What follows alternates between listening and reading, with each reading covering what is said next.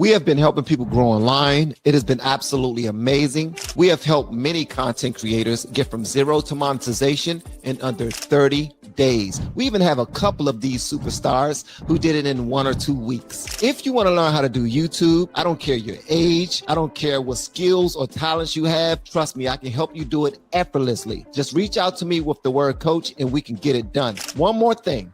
We have a YouTube course that I just now created. I'm extremely proud of, and a lot of people are getting so much from. Purchase that course and work with us. You can join our private Facebook group and our daily group calls, which is 3 to 5 days per week, and you can learn so much more than you've ever learned before. I can't wait to hear from you. Love you. Peace.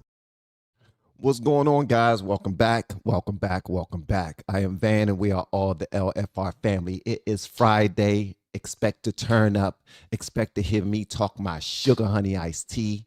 Expect for us to go crazy over here. Y'all pull up. Y'all hit that like button. Y'all let me know where y'all watching me from. What city, what state, what country. What, I don't care where you're watching. Just let me know. Show some love, man, to the LFR family. And last night, I reached my personal best on the bench. I am lifting more weight. You cannot stop me. You hear me?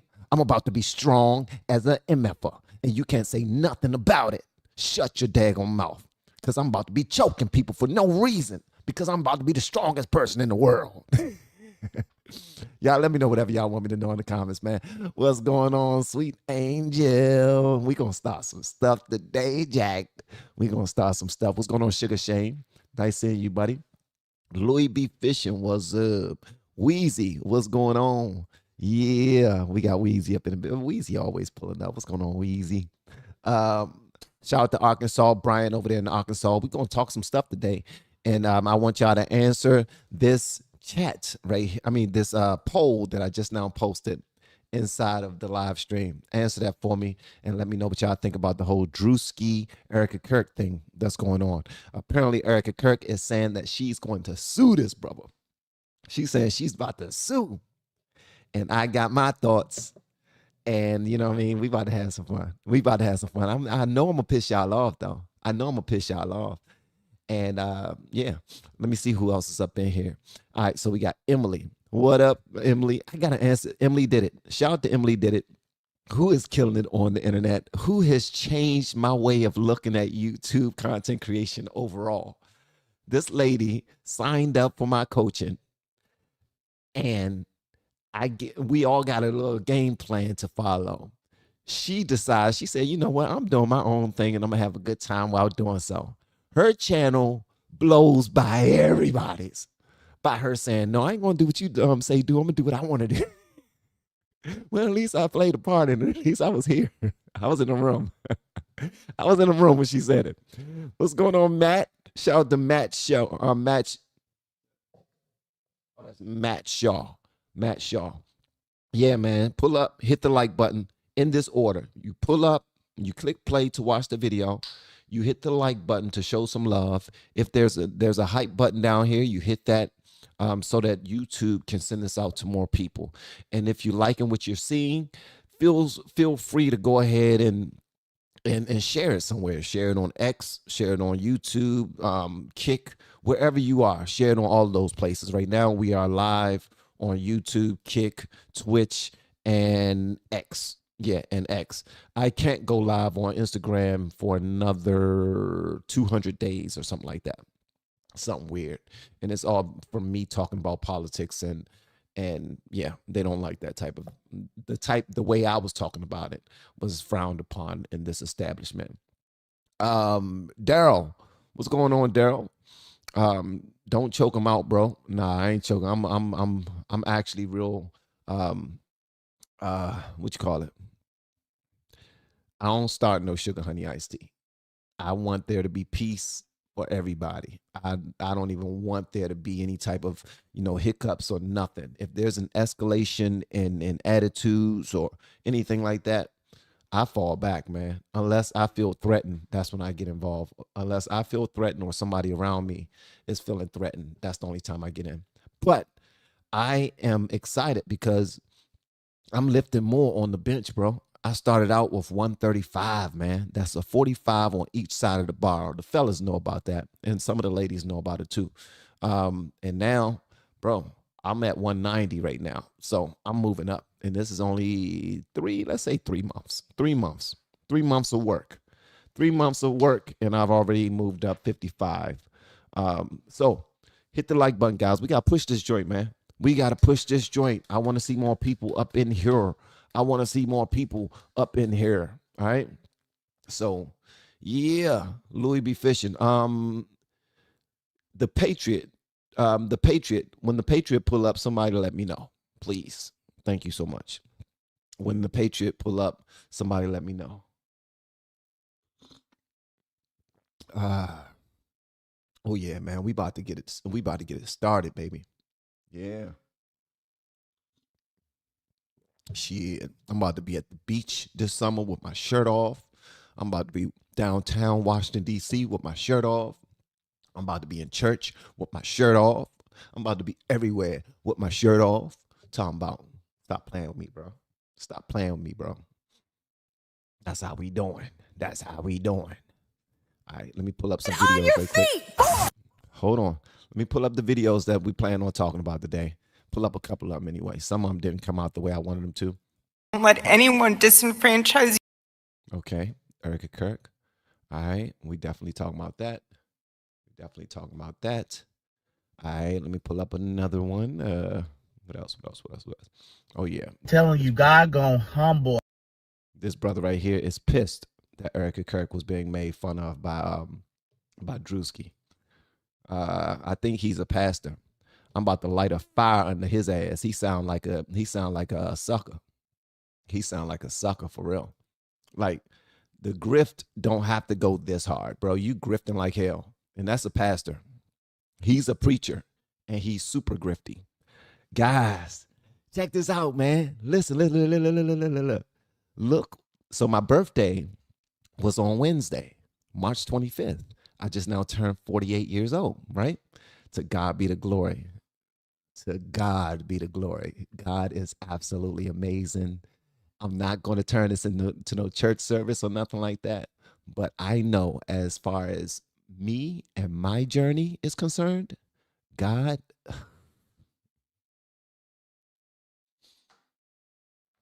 bruh, I don't even know what to say to y'all. I really don't even know what to say to y'all. For real. Also, if you're a business owner, a content creator, artist, or coach, reach out to me with the word coach so that we can get your YouTube journey started up. All right. Innovative solutions for business growth. I want y'all to reach out to me so we can get this thing started. I got business cards. It's official. All right. Let me coach you or not. I mean, because you're the one that's going to actually get most of the benefit. I'm just sharing information that I've received over the years, growing a YouTube channel or two, and helping others do so. And I want to help you do the same as well. All right. So check this out. Thank you so much, guys. Thank y'all so much. I wasn't telling y'all so y'all can be like, happy birthday, man. Happy birthday, happy birthday, happy birthday. No, that's not what I'm telling, because I'm not, but why he a grifter? I'm about to tell you, Wax. I'm about to tell you why he a grifter, because I'm about to tell you. But look at what my baby girl got me for my birthday. Check this out. Can y'all see that? I don't know if can y'all see that? Zoom in. Can you see this? This is what my daughter, my 28-year-old daughter, who is married, got me for my birthday right here. Yes. Yeah. This came with ultrasounds of my grandbaby. Oh, I'm about to be a granddaddy. I'm about to be a granddaddy, man. So thank y'all so much. I appreciate y'all. Okay. Put this over here. All right. I need y'all to amp this up a little bit. Are y'all excited about this live stream that we're about to have? Please let me know by putting American flags, some fire signs, 100, some muscles inside the chat. Something to get us going, guys. We got to get it going. We about to get it going. Let's go. Come on, put something inside the chat. I want you to put an American flag. I want you to put some 100s, some fire signs, some muscles, some See me showing off these joints, man. They was 22s when I very first started doing. Look at these 22, they 38s now. They 38s, they 45s now. They're at least 45s. What you talking about? Look at the gun show. Look at the gun show. Look at the American flags. Let's get it. Let's get it. Let's get it. Let's get it. Let's get it. Okay. All right. So a lot of you aren't familiar with what happened with Druski, right? Well, I'm about to show y'all exactly what happened, okay? And we're going to watch it with Candace. The reason why we're going to watch it with Candace is because we're going to talk about Candace Owens' reaction to the whole thing as well. Thank y'all so much for the support, for just playing along. I appreciate it. Y'all are dope, man. Make sure y'all hit the like button and answer the poll as well. And also sign up for my course. I would like for at least 5 of y'all to sign up before this live stream is out. Again, and if you see True Patriot, if True Patriot pull up, please let them know I'm looking for him. All right? Thank you so much. Please let True Patriot know that I'm looking for him. And if you already have a way of contacting him, reach out to True Patriot and tell him to email me. All right? Thank y'all so much for the American flags. I appreciate y'all. And I'm thankful that y'all love y'all country, man. Because, listen, our country has its faults. Our country was started off on some bullshit. Let's keep it a buck. Let's keep it a buck. It was started off on some BS. Women didn't have rights. Black people didn't have rights. White men ran everything. And they constructed everything. They was in all of the meetings. They were in all of the cabinet meetings. They were in office. They were the guys that were running the country. And things were not that great for women and for minorities, for black people. All right. I'm just saying that's how our country started off. So shout out to our forefathers for being some jerks. Okay. But over the years, things got better and better and better. Not by natural evolution. Not by natural evolution. Things got better because good people fought for things to get better. Good people put their foot down and said, okay, I know we're living good, but those people are helping to build up this country too. So we need to make sure everybody's treated like human beings. So over the years, things progressed. So that being said, I'm tired of y'all sucker ass niggas, whether you're white, black, Asian, African, Jamaican, Jewish, I'm Irish, I don't care. I'm tired of y'all complaining so damn much. Y'all sound like some bitches. For real. We've moved on. We've gotten better. We've gotten stronger. We are the best, strongest, richest country in the world. We have the best army in the world. We have the best president. We have the best way of doing things. We have the best constitution of every other nation. So can we please stop bitching and moaning and fighting one another and learn how to work together and make something happen for us all as a collective? Can we please lock back in and realize that we are not each other's enemies? We are each other's neighbors. We are citizens of the same nation, and we want to see everybody that's in this nation thrive and do well, do some great things. Could you please stop acting like some sucker ass people, man? Like, we need to grow up at some point. And if this is not the message that you want to hear today, listen, my bad. My bad. You know what I mean? I apologize. No, I don't. I don't apologize. If I hurt your feelings, then you really need some therapy. You really need some coaching. You really need some training. You really need to talk to somebody who will help pull you out of whatever childish state that you're in mentally, because clearly you're not able to have adult conversations without being all butthurt and offended by every damn thing. Can we realize that we are in the same boat? All of us. All of us are in the same boat. Let me know where you're watching me today. What state, what country, what city, all that other stuff. And if I say that the United States is great and you're from another country and you get offended, listen, charge that to my mind, not my heart. My intent is not to offend, but if I do, good. You need to be offended.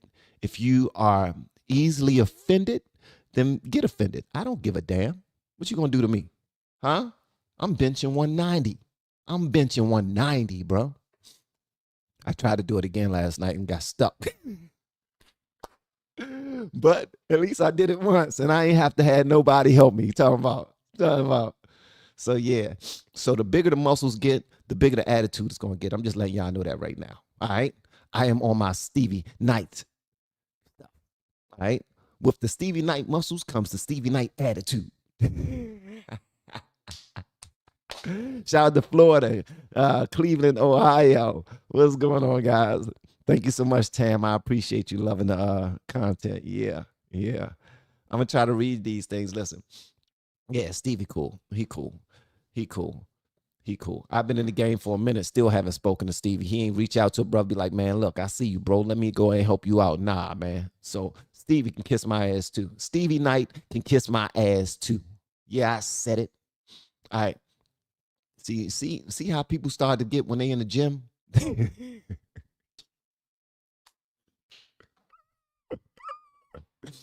Shout out to you all, man. Shout out to you all. Chicago is up in the building. What's up, Chi-Town? Yeah, we got Mississippi, and South Carolina is up in here. Yeah, South Carolina is always up in here, though. South Carolina is always up in here. Stockton, Cali is up in here. Shout out to California. Yeah, we got a lot of people up in this joint, man. Stop playing with me, man. Make sure y'all hit the like button. Make sure y'all answer the poll, and make sure y'all share this video if you care to help it grow. All right. Let's go and jump into it, man. And again, if you see True Patriot, make sure you reach out to me. Make sure you have him email me. Okay. My email information is inside of the descriptions. All right.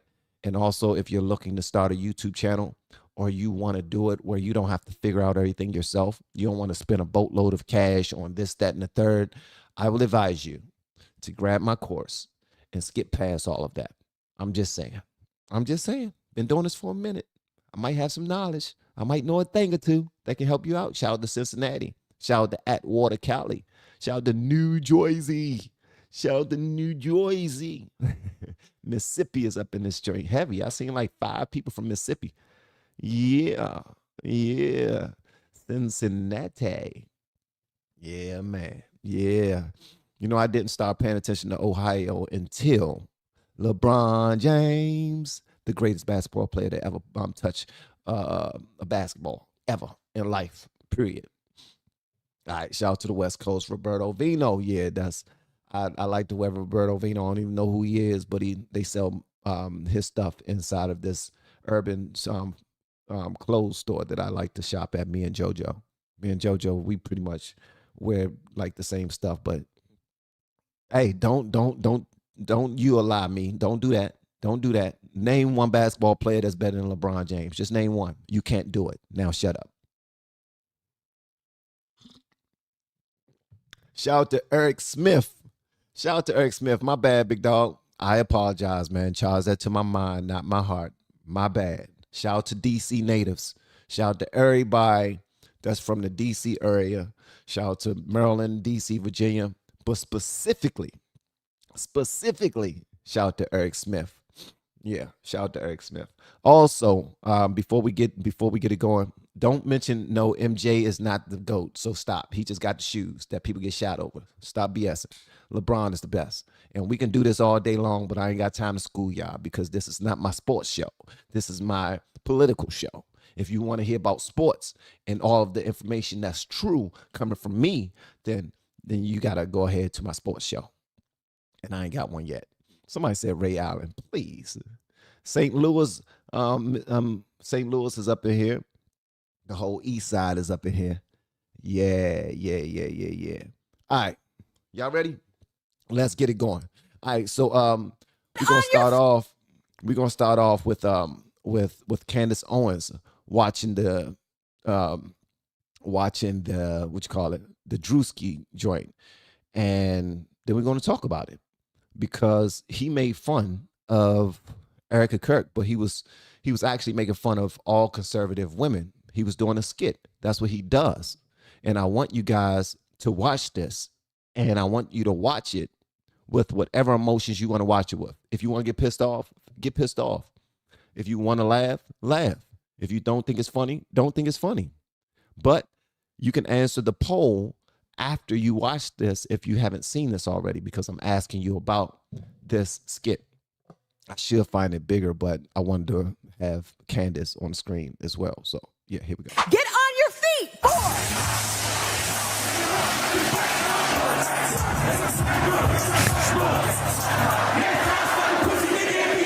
War is raging in Iran. We're praying for all the soldiers and troops. That's great that you're praying, but How about all the kids that died when the USA hit the towers? It broke my heart. That is In what ways have you grown closer to Jesus? I serve a righteous God. And that is why we say our prayers. And we are all his children. But when I say children, I mean like the holy, blessed Trinity, which is why I hold the Bible.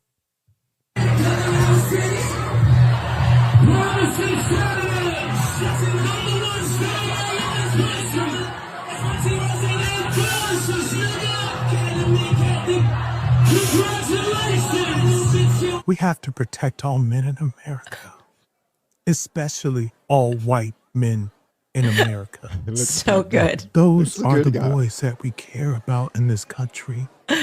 America is built on their backs. Yes. Because they are the ones who matter most.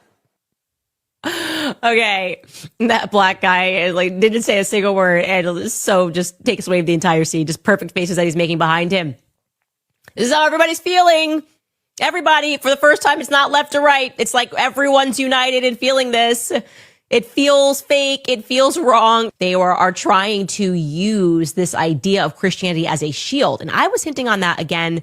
Removing Erika Kirk from the scenario, I was noticing all of these women that make videos. They're just catty. They're just influencers, but they try to find a Bible verse. It's like, I'm not actually catty. This is the Bible verse. Stop doing that. Just stop doing that.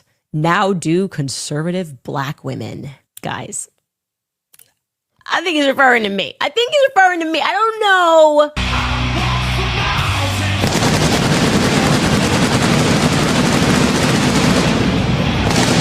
Druski, you have my permission. If you want to do a skit about me, that works. Andrew, why are you so mad? Why are you so mad? Now do conservative black women. What are you talking about? I've been made fun of by the left since I started my career. Like, I've been on Saturday Night Live. They made fun of me. Dave Chappelle did a skit about me. My response was, this is funny. It's cool. It's legendary that Dave Chappelle knows my name. You want to know why you're mad? Because you're guilty. Your conscience is bothering you. You're angry that you have so much money. Power to the White House. You can get Scott Besson to issue a letter and say Turning Point is in great financial standing. Imagine having that much power, but actually no influence. All right, so I'll say this about Candace. Candace, nobody's going to do a show about, they're going to make fun of you too, but you ain't got to beg them. It looks corny. You ain't got to beg them. They're going to do a show about a black conservative woman. Do me. Pick me. Don't be a pick me, Candace. Don't be a pick me. Don't be a pick me. If they're going to pick you, they're going to pick you. All right? Simple and plain. So, and we all know that you do not F with Erika Kirk.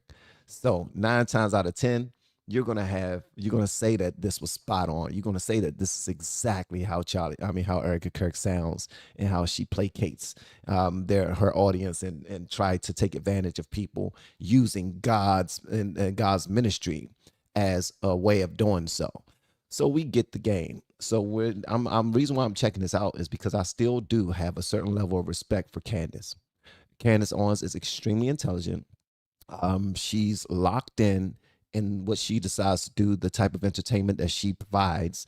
But if y'all looking at her as some pundit to grab, to be led by when it comes to who you're going to vote for when you go to the voting booth, then she's not the person for that. But don't try to kick her out simply because you like Candace. You like Erika Kirk, and everything that Erika Kirk says is law. Charlie Kirk has passed away, was killed very young, and he has a widow with children that are left behind. And everything that Erika Kirk says, you want to take up for her because you are pussy. Yeah, I said it. That's why y'all are doing it. But Here's the thing though. So when she did that skit, she was actually, I mean, when Druski did that skit on her, he was actually spot on in some things that he said. Don't let anyone Hold on one disenfranchise. second. So I want y'all to see this right here. I want y'all to see this right here because to me, hold up, I want this to be a little bigger. I want this to be a little bigger. I'm gonna come over this side. All right, so I want y'all to see this right here, and I want y'all to hear what Erika Kirk says, and then I want y'all to see what Druski says, and y'all tell me if it was that much different, because we need to talk about this. Racism and reverse racism is something that you guys love to talk about, and I want to tell y'all what Erika Kirk said. Erika Kirk said, and y'all let me know what y'all think about this. Don't forget, go ahead and answer the poll now if you thought that skit was hilarious, if you thought it was just not funny, or if you thought it was racist. So y'all let me know just answer the poll right there. Thank you so much, guys. Don't let anyone disenfranchise you because you're a young man, especially a young white male man. Don't ever let anyone talk down to you. We need strong men out there. What the hell is a young white male man? And why are you specifying young white males out of everybody? I get it. When black people talk to black people, we specify blackness.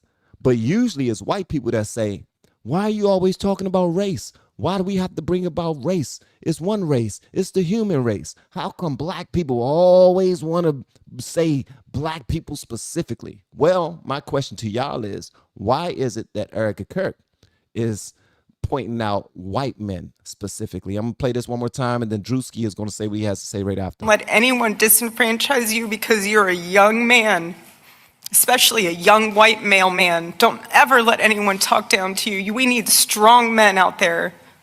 We have to protect all men in America, especially all white men in America.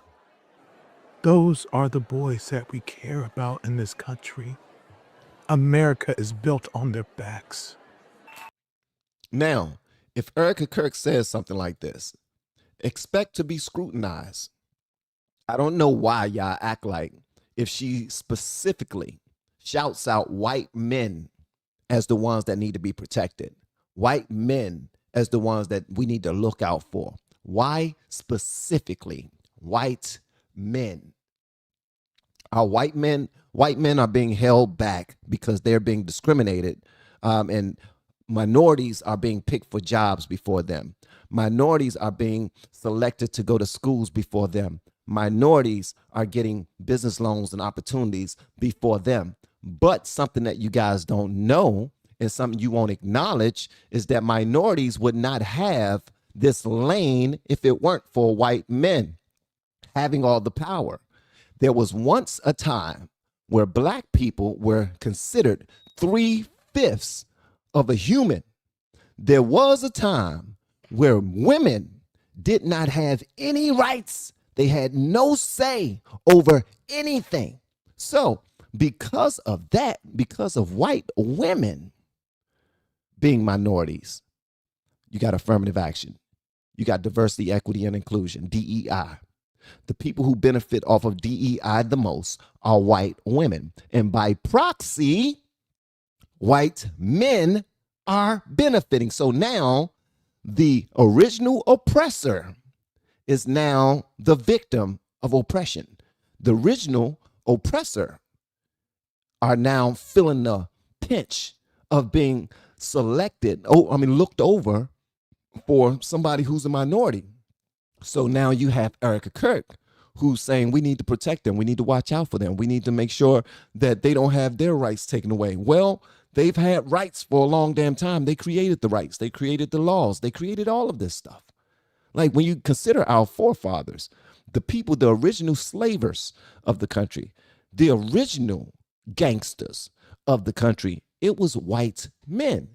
So you got comedians that's pointed out people have moved on, but they're joking about it. People haven't, well, Democrats haven't moved on at all. They're trying to act like yesterday, 200 years ago, is still today. They're trying to act like Jim Crow is still today. Slavery is still today. Redlining is still today, although redlining does still happen. But they're acting like all of that stuff never evolved into something good from the fight and the struggle and people coming together and saying, you know what, screw this. I got white family members. I got white friends. I got white associates and coworkers that I love. I got black friends, black associates, black coworkers, black family members now that I love. And I don't care how much you hate the other race. I'm not going in that direction. So miss me with that. Those are my people. I'm just letting you know that right now.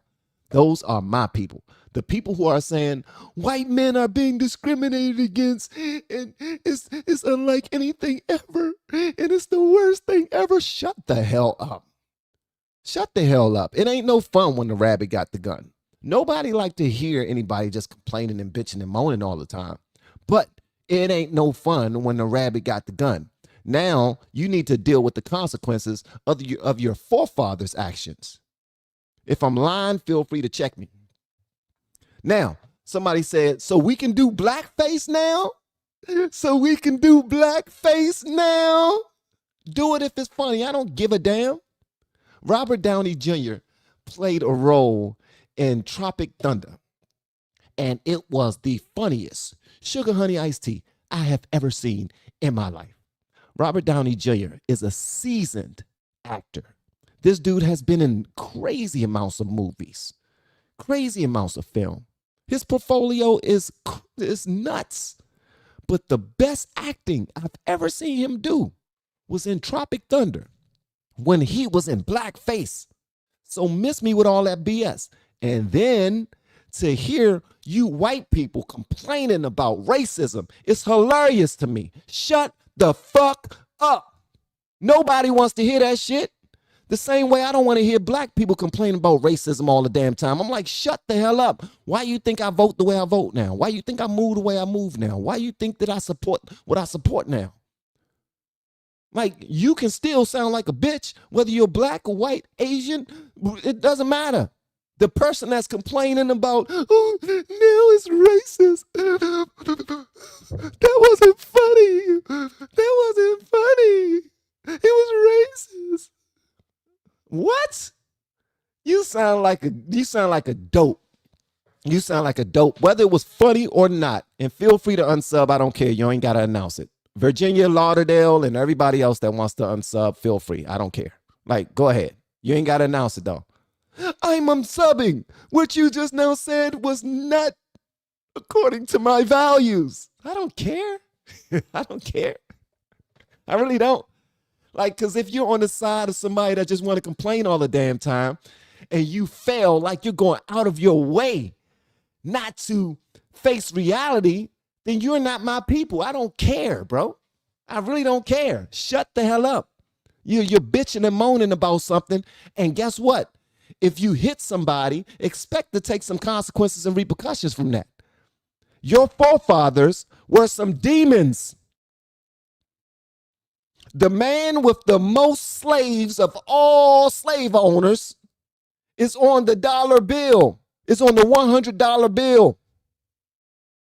His name is embedded in every major city around this country.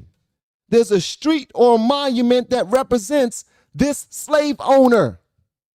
And you want people to just shut the hell up? No, it doesn't work that way. I want people to do something about it.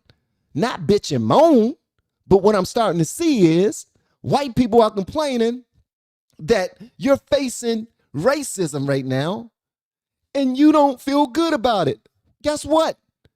I thought you said it was a human race. Because if it's just one race, that means we all deal with the same things. We all go through the same stuff together.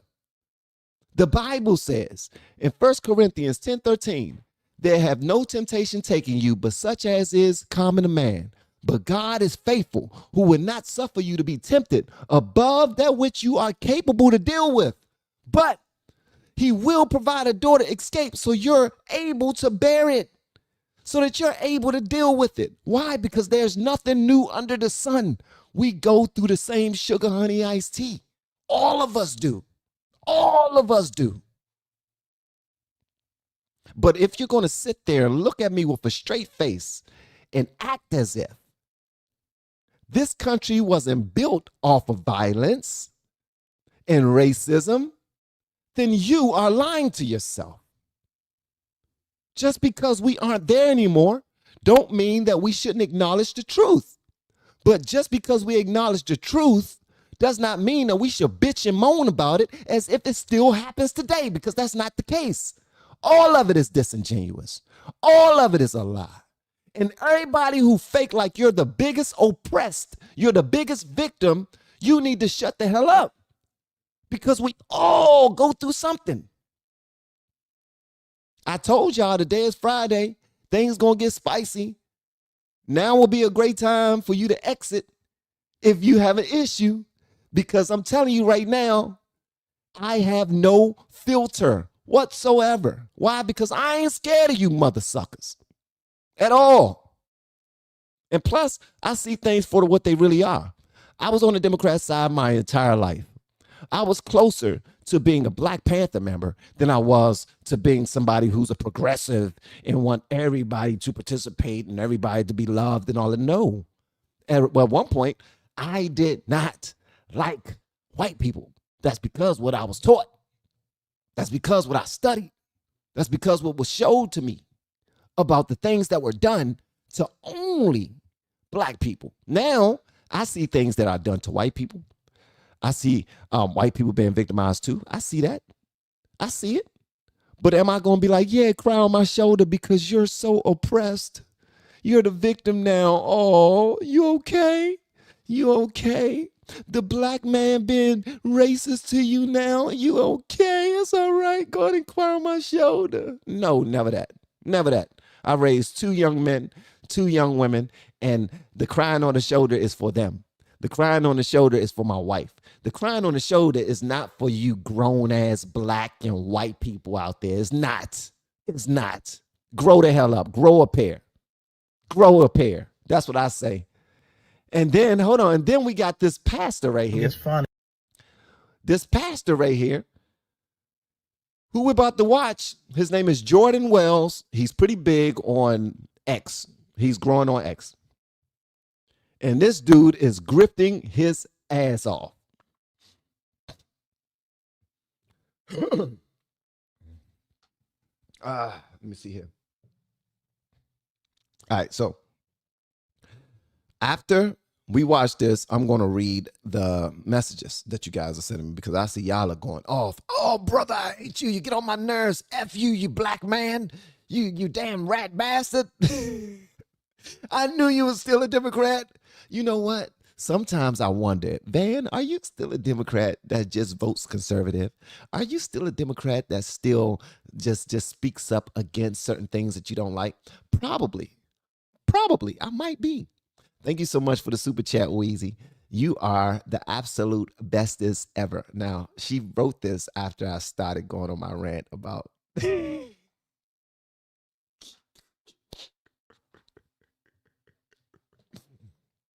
Hey, GTX, ain't no true colors, man. Shut the hell up. Like, okay, for real. Let me tell y'all something. For all of y'all who claim Van is showing his true colors, I knew he was a racist. Nah, shut the hell up. Kiss my Black ass. How about that one? How about that one? My true colors is what's right and what's wrong. My true colors is realizing that George Washington had more slaves than any other president that I can think of.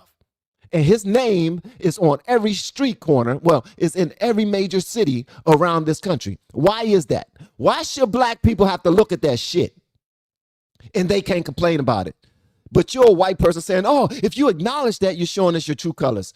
I'm showing you that I am a man that think for my damn self. And I thought that a lot of you were free thinkers. What I'm starting to realize is once I say things that rub you the wrong way, once I throw a stone out there and then the hit dog started to holler, you hurt me. I'm so sensitive. Then you say, he's showing his true colors, guys. I told you he was a racist. Nah, I'm not racist, bro. I'm not racist at all. I'm sure I got more love for people that don't look like me than you do.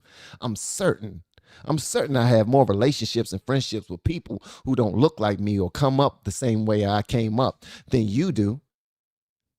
I just keep it real. And what I say it in front of anybody. I don't care because I'm not trying to win a conversation.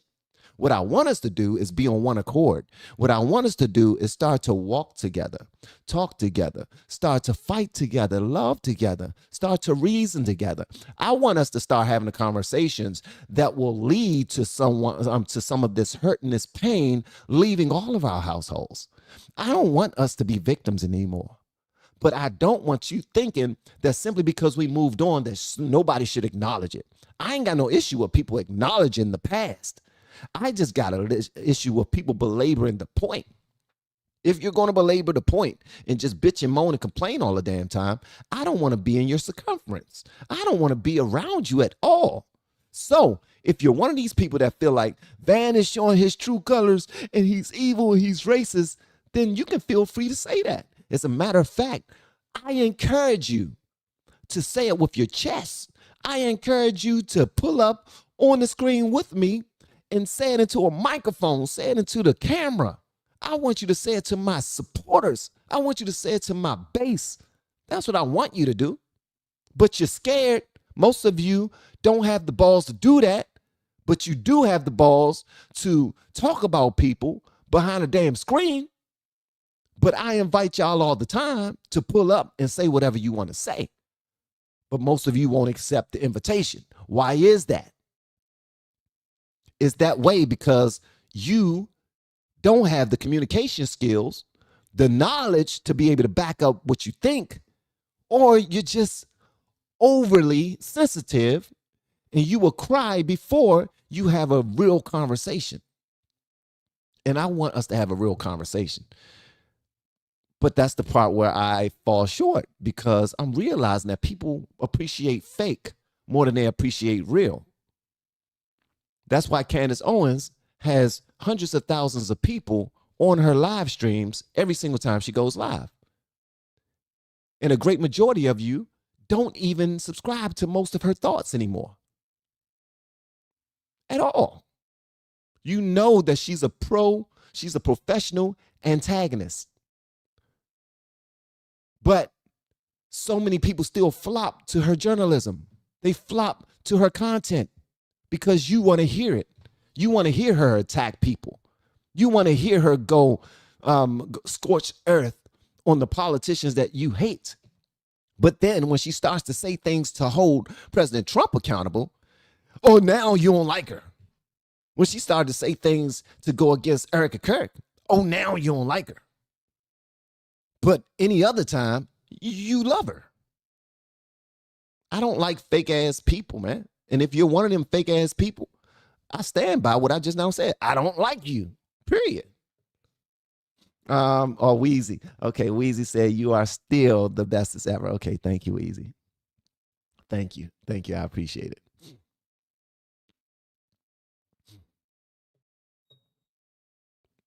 Yeah, thank you. I appreciate it. All right. So this brother right here, he goes in on Druski. He's pissed off at Druski. He's pissed off that Druski is going at Erika Kirk. I want y'all to listen to this because we need to talk about it. I'm telling you, God gonna humble a lot of y'all who think everything is funny, putting y'all mouth on preachers and these and Erika Kirk, especially Erika Kirk right now. You laughing now, but you gonna cry later. It might not be now, might not be 2 months from now.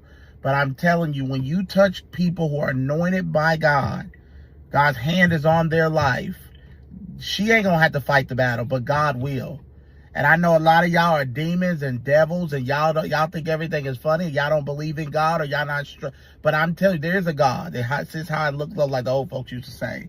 And Druski, he better be careful for his platform be removed. But he not have a platform in 5 months, 6 months, because God can take him off that platform.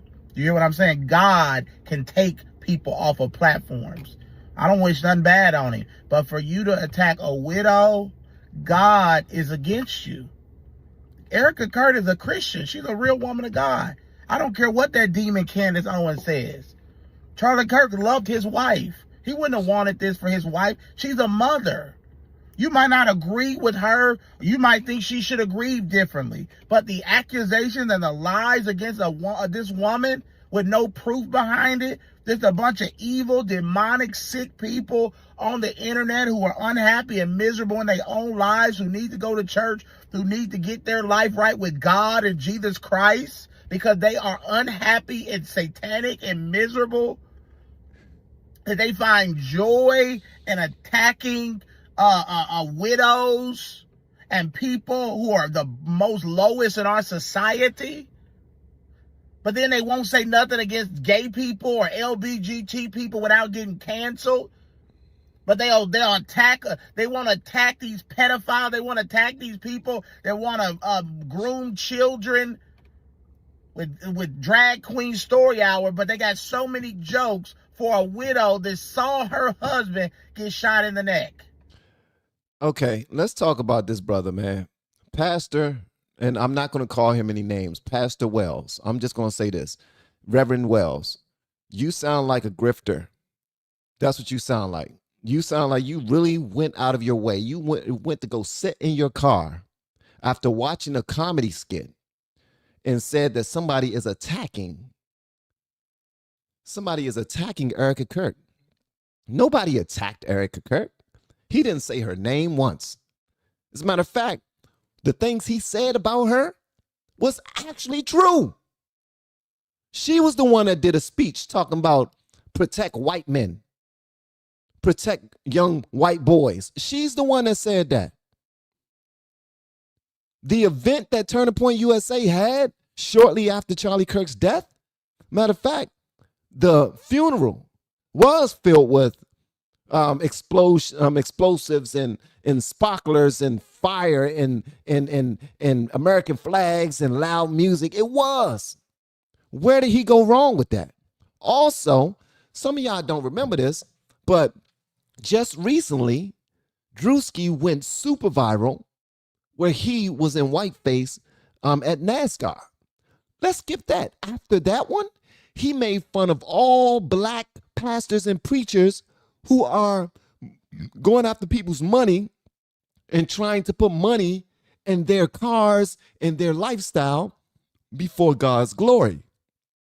And a lot of pastors had an issue with him there. This dude is a comedian, whether you like him or not. This is what he does. He's not attacking anybody. And to see Reverend Jordan Wells act as if this is some huge atrocity is extremely disingenuous. And the Lord knows your heart, bro. You're doing this for views. You're doing this for support. This is what you're doing. You're not pissed off. You're not pissed off at all. This dude sounds like a clown, bro. I don't even know why we even giving this, and it got 28,000 likes. 28,000 of you liked what he said about Erika Kirk being attacked. Erika Kirk is nothing but a Christian, just like the rest of us. She is not elevated. She is not Charlie Kirk. She did not put in the same work that he put in. She is not the reason why. Charlie Kirk is the reason why we know her. Trump is the reason why we know her. Erika Kirk is not the reason why we know Erika Kirk. But we're going to sit there and act like we attacking some pastor or something. We're attacking some prophet. We're attacking a bishop. No, we are not. Druski is making fun of a regular ass woman who was married to somebody extremely famous with some power, who was actually a good man, that a lot of people deemed him as a bad guy simply because he didn't agree with what they agreed with. That's it. She shouldn't get extra credit because she was married to the nigga. But y'all always do that. What, we can't say nothing about people now simply because they was married to somebody powerful? They was married to somebody influential? They was married to somebody who was good? That's some sucker stuff right there, man. So, Reverend Jordan Wells, I don't subscribe to anything you just now said. Miss me with it all. Talking about. And I know that since my base is conservative, and this is something that y'all need to understand too, I'm going out there on a limb to be honest with y'all. Why? Because the best thing I can do for my channel and for my brand is to be like, everything he's saying is absolutely right. Druski should be sued. Druski is being racist. Druski knew what he was doing. He was attacking a widow. He was attacking blah, blah, blah. If I would have said all that, I would have crazy numbers going right now. Nuts. I would probably have 800 people inside the chat, 1,000. All because I'm speaking to a whole bunch of like-minded people who want to see Erika Kirk taken up for. You want to see her protected. She don't need your protection. She got way more resources than all of you. She got way more money than all of you. She got all of the support in the world from Turn the Point USA. All of the young people that she's raising up to continue the train going, to continue everything moving in the right direction. She has all of that. She don't need y'all to cape for her. She don't need for you to put on your cape and be Captain Save 'em for Erika Kirk. I give Charlie Kirk the props. I'm not giving Erika Kirk no props. What has she done? I'm serious. If somebody can answer that, I'm here for the information. For real. I'm here to, and shout out to the guy who said I'm being racist. They are making money, bro. That's a money machine. Turning Point USA is a money machine. And then you have these pastors, these reverends, these content creators who are paid by them. And they come up here and feed y'all lies. They come and massage your shoulders and say nice things about Erika and I'm protecting her. She's a crying widow. Yeah, she went through some horrible stuff, but that don't make her outside. She can't be picked on. You seen the interviews that she has? Let me see. There's some interviews of her that I want to show y'all, man. Hold on one second. But Reverend Jordan Wells, you whack for that whole thing that you just now did. I think that's trash. But all of you 28,000, go ahead and follow him so you can like that video because I'm sure y'all agree with it. Y'all agree that nobody should touch the hem of Erika Kirk because she is the Lord's anointed. No, she's not. Erika Kirk is a regular ass woman. Period. Yeah, I said it. And y'all can feel free to go ahead and praise Erika Kirk all you want. I'm not praising no damn Erika Kirk. What has she ever done? What has she done? That's a real question. What has she done?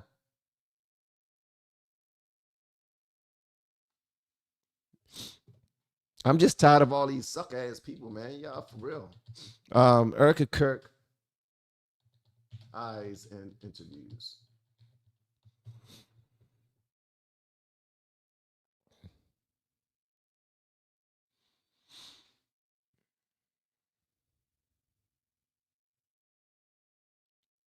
Hold on one second.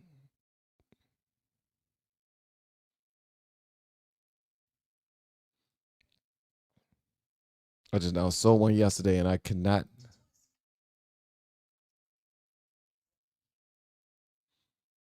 Hold on one second. And it's okay. If the lady is a little weird, she's a little weird. I'm not making fun of her, but a comedian should make fun of her. A comedian should make fun of everybody. Like, my favorite comedy was back in the day when comedians could say anything that they wanted to say, anything that was on their heart. They made fun of men, women, black people, white people, Jews. They made fun of Jews. They made fun of their noses and their communities and the little yarmulke on their head. On their head. They made fun of gays. They made fun of midgets. They made fun of people who were handicapped. Come on, bro. They made fun of everybody. Y'all remember Living Color? Who remember Living Color? Please tell me one special group that was not made fun of in Living Color. Tell me one special group that was not made fun of in Living Color. Jim Curry made fun of a lot of people. The Wayans brothers made fun of a lot of people. So many people did it, and that's when comedy was pure. That's when SNL was funny. But as soon as y'all try to politicize everything and water down every damn thing, it's no longer fun. Like, y'all ruin the fun in the room. When y'all walk into a room and y'all hear, ooh, they said something about Trump. That's not funny. That's not funny. Take it back. You ruin it. Why even come? Why are you even like, if you can't laugh and joke and enjoy life, then you need prayer more than anybody else because you're too uptight. You're way too uptight. People listening to Erika Kirk being made fun of by Druski and y'all being pissed off, that makes no sense to me whatsoever. And I get it. You're probably looking at, but black people get offended all the time if a white person puts on blackface. But if a black person puts on whiteface, then y'all ain't got no issue with it? Yeah, we do. We think it looks stupid. The dumbest movie in the world, and I was a huge Wayans Brothers fan. I love the Wayans Brothers, man. Everything that they did, I was tuned in. I was locked in. But when they did White Girls, that movie White Girls, or I don't know, maybe it was called something else. When they did that movie where they was dressed up like white girls, I couldn't even watch it. They looked so stupid. They looked dumb as hell. And that was one of their huge movies. That was one of their biggest movies. People still watch that as some of their favorite stuff. I thought they looked stupid, super dumb. I've never seen a black person in whiteface that I thought was hilarious at all. At all. But a lot of you are missing the mark because you're like, but what if we, like Erika Kirk just now posted online saying, so if I was to do blackface, I would get canceled and be called a racist. No, you will be called corny because you're not a comedian. It's not the same. But if you want to do blackface, Erika Kirk, I encourage it. I say do it. Go for it. Everybody else is doing whatever they want to do. Why shouldn't you? Because you have standards. It's not the same. Stop letting people play with your damn heads, bro. Y'all letting people make comparisons that are not even there. And then when somebody like myself speak on it, you want to say, oh, he's showing his true colors. He's a racist. Okay, feel free to think that. I don't care. I don't care if you call me a racist. As a matter of fact, I am a racist. I am. I'm racist as hell, man. I want black people to do great, period. For the first people that I want to do great things are black people. When black people do something new and they beat a record or something like that, I celebrate it. I'm not ashamed of that. I want black people to succeed. I want black people to get money. I want black people to find a wife that they can love and raise a family with. I want black men, black women to find a husband that they can marry and raise a family with and then grow some generational wealth. I want that. Why? Because that I'm in close proximity. Why? Because I am that. And I always been this way. I ain't changed since the day. Like, I'm still the same person. And that's the only reason why I can speak so freely without the ums and the pauses, because I am speaking directly from my heart. It don't take any effort to do that. It takes no effort to open up your mouth and just start speaking directly from your heart, speaking directly from your mind. If you hear somebody do that, you should probably just sit back and just listen for a minute because you might learn something. If I was sitting on this side of the screen trying to appease you, say everything that would tickle your fancy, and have you throwing cash apps at me and hitting that like button and sharing and all that other stuff, which I can do. I can turn that on if I want to. But a lot of people only want to hear what they already think to be true.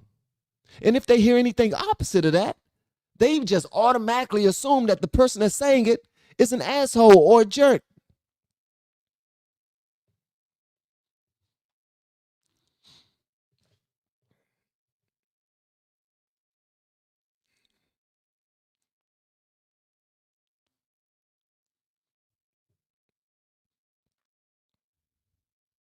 GTX, what is normal for me? Please write that down. I want you to write that down. What is normal? What is on the wall for Van? For what's on the wall for LFR family? Please tell me that. I would love to see it. I would love to see it. I really want to see it, actually.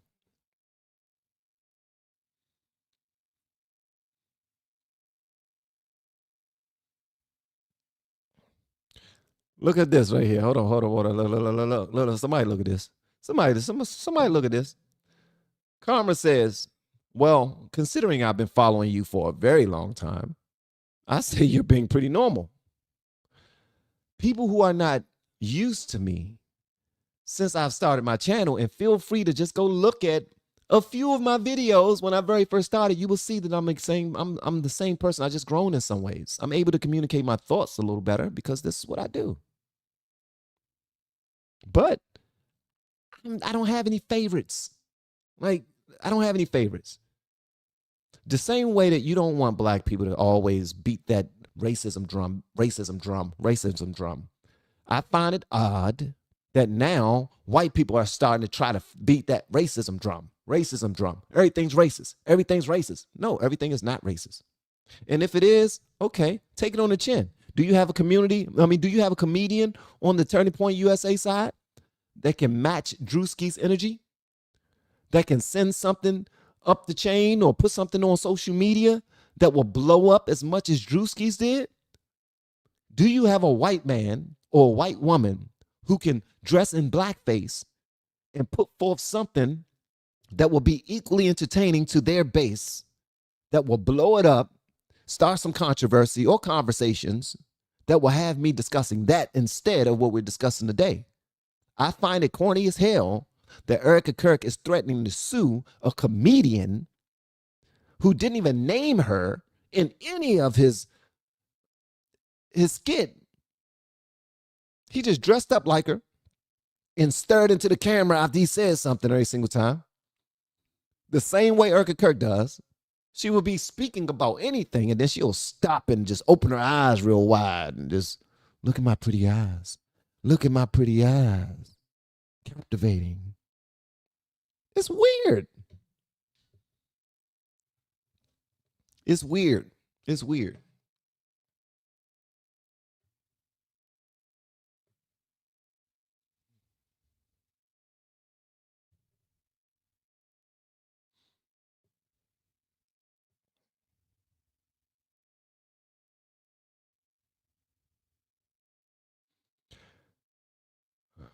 1 Timothy 5:3. Honor the widows who are truly widows. I don't even know what that means, to honor them.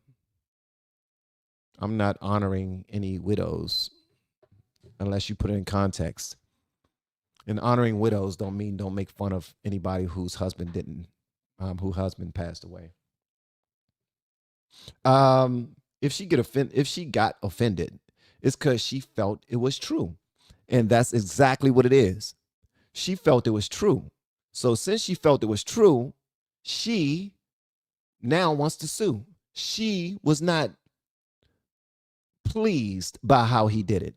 If he would have done it, if he would have made fun of her and she would have come out looking great, she would have had no problem with it. But what happened was she got exposed because when she was speaking, she actually said that she wants to protect white mailmen. And what in the hell is a white mailman? Who in the hell says that? She clearly is not a public speaker. She's not a great interviewer. Does she preach and teach? I don't know, but I've never seen her say anything that made me feel warm inside. Like, whoo, she got it. She got it. She's the same as Charlie. She got that power. She got that delivery, just like Charlie Kirk. She got that intelligence, just like Charlie Kirk. She can flow and work a room, just like Charlie. No, I've never seen that before, ever. Thank you, Louis B. Fishing. I appreciate you, brother. I appreciate the support, man. Hydro Man is in the building. Shout out to Hydro. Wham.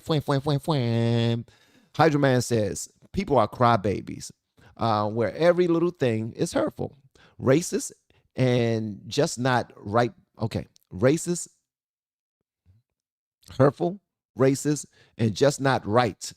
Back in the 90s jokes, like Married with Children, but now everyone is walking on glass for what they say or do. Married with Children was one of my favorite shows back in the day. Not only was it one of my favorite shows, but it was one of like everybody that I know favorite shows coming up. That's my age. We used to love Married with Children. As a matter of fact, I used to think that Peggy was sexy. I used to think she was sexy.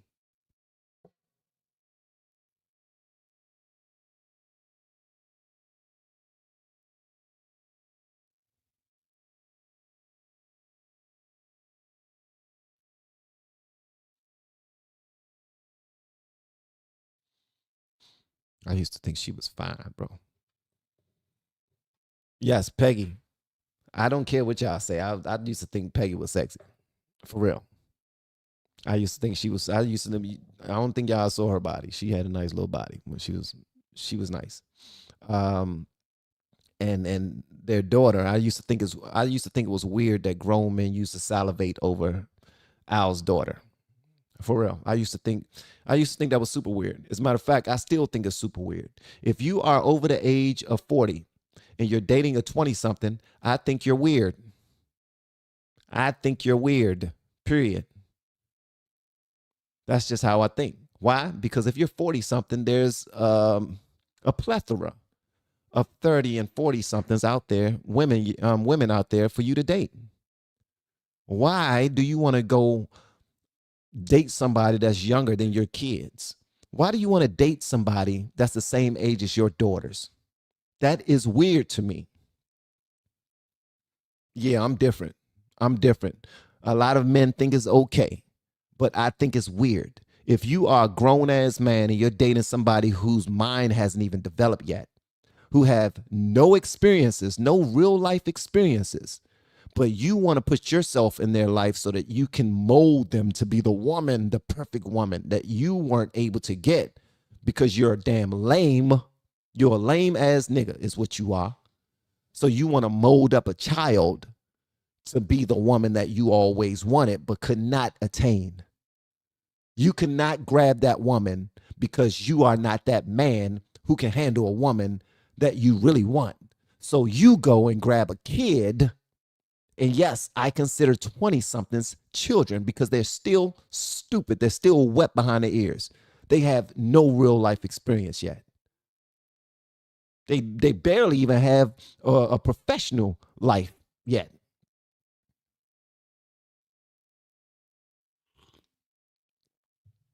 But people looking at Al Bundy's daughter and they salivating over like, what? She was like 17. She was still in high school in that damn video. I mean, that movie. I mean, in that show.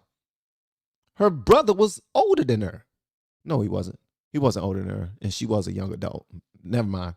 That was his big sister. My bad. Never mind. But they wasn't very far in age. But that's how I felt about it. I cannot find that video of Erika Kirk where it just shows all the different eyes that she throws out there. And I do know that a lot of you are upset that I'm talking about Erika. Let me tell you something. I still feel for her having to go through what she has to go through. No husband and him dying the way he died and having 2 young children to raise by herself. That's common sense. I am a family man. I have a heart for that. This is just who I am. God and family come before everything I do. But nobody gets extra credit for me because they went through something. Because guess what, guys? We all go through stuff. We all go through something. And if you think that somebody else is going through something more than you, that is arrogant as hell. You are arrogant and you are delusional because you have your own stuff to go through. You will see somebody dealing with cancer and say, oh, they got it bad. We should give them whatever they want. Or you will see somebody that's crippled and be like, oh, they got it bad. They lost their husband. They lost their wife. They lost a child. Oh, they got it so bad. What about you in your life? You ain't got anything bad? You never had any ailments? You never fell short and not able to pay bills before? Like you're not short and don't get picked over for taller people if you're a man?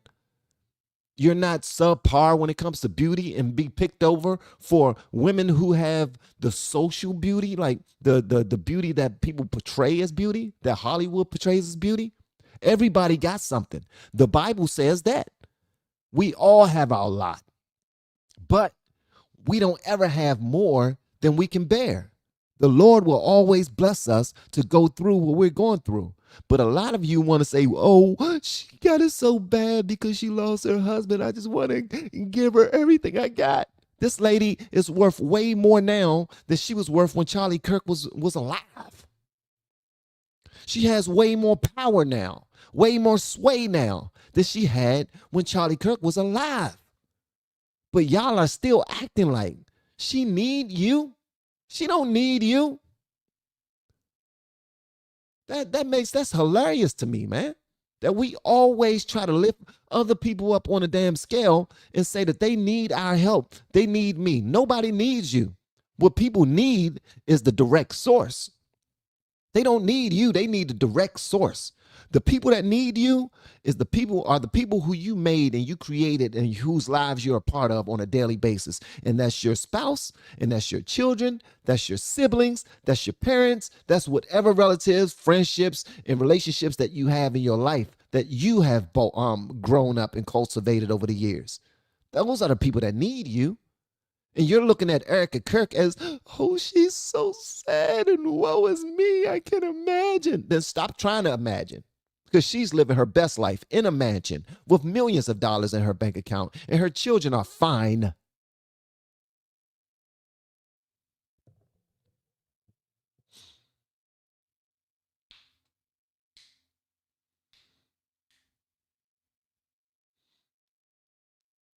And it don't matter. Let somebody say whose husband is dead and was created into a Halloween costume. Bro, shut the hell up.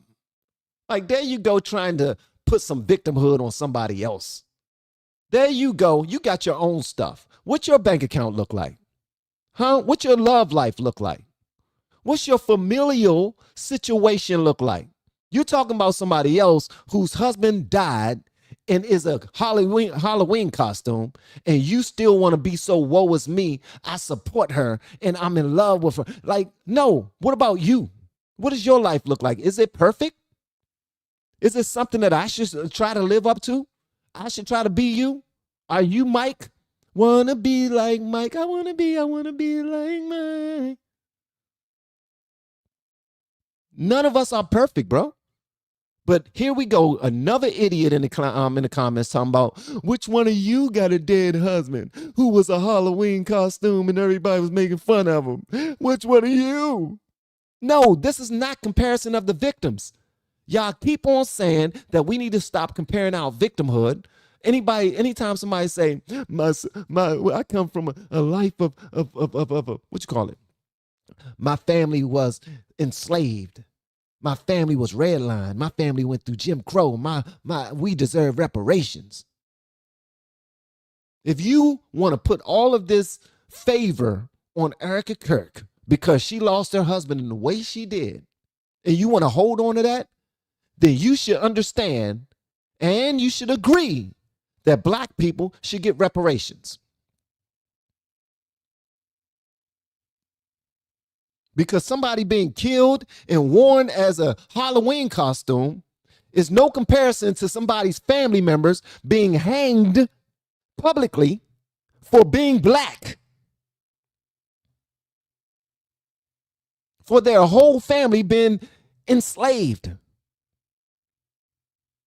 For men being buck broken and forced to have sex with their own mothers and create more black slaves, to have sex with their own sisters and create more black slaves. But you don't agree with black people getting reparations from all of that, but yet you think that Erika Kirk should get all of this favor because her husband died publicly and is being worn as a Halloween costume? Stop all that bullshit, man. Y'all trying to lift people up to be more of a victim than they actually are. We all go through our stuff. Raise your hand if you lost somebody in your family that you love. Raise your hand if you're dealing with an ailment in your own body right now, that you're suffering from pains that you're not even putting out there. You got to deal with this yourself. That you got doctor appointments coming up that you're afraid of. We have all fallen victim to something, and we still do. But what happens is we become fans of people and we make them our idols. And that is completely against the Lord's law. Cut that BS out, man.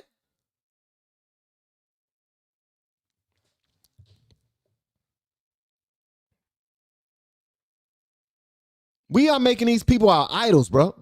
And that is against God's law. So miss me with all that quoting scripture about protecting the widow and not talking about the widow. And guess what? I put all this information out there. I'm talking about it because I want you to see how silly it is that we're lifting people up on a pedestal and trying to protect them when they don't need our protection. Most of us have some debt. Most of us are living from paycheck to paycheck. Most of us, if blessed with 1% of Erika Kirk's bank account, all of our problems will go away. All of our financial issues will go away like this if we were blessed with 1% of Erika Kirk's net worth.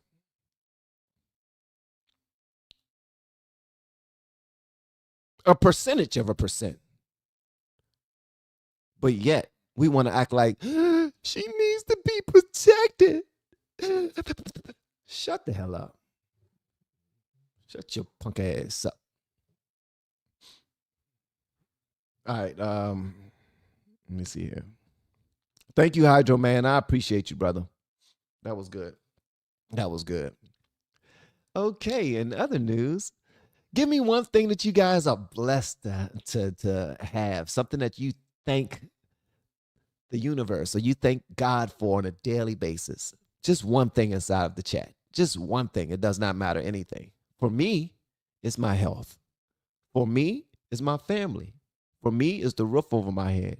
For me, I'm blessed with another day to get it right because I know that I haven't been getting it right all along. I know that I have work to do. I know that I'm far from perfect. And the Lord blessed me with one more day to figure it out, to come closer to my goals.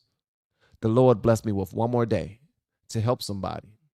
The Lord blessed me with one more day to be in the space of the woman that he put in my life that I call my wife.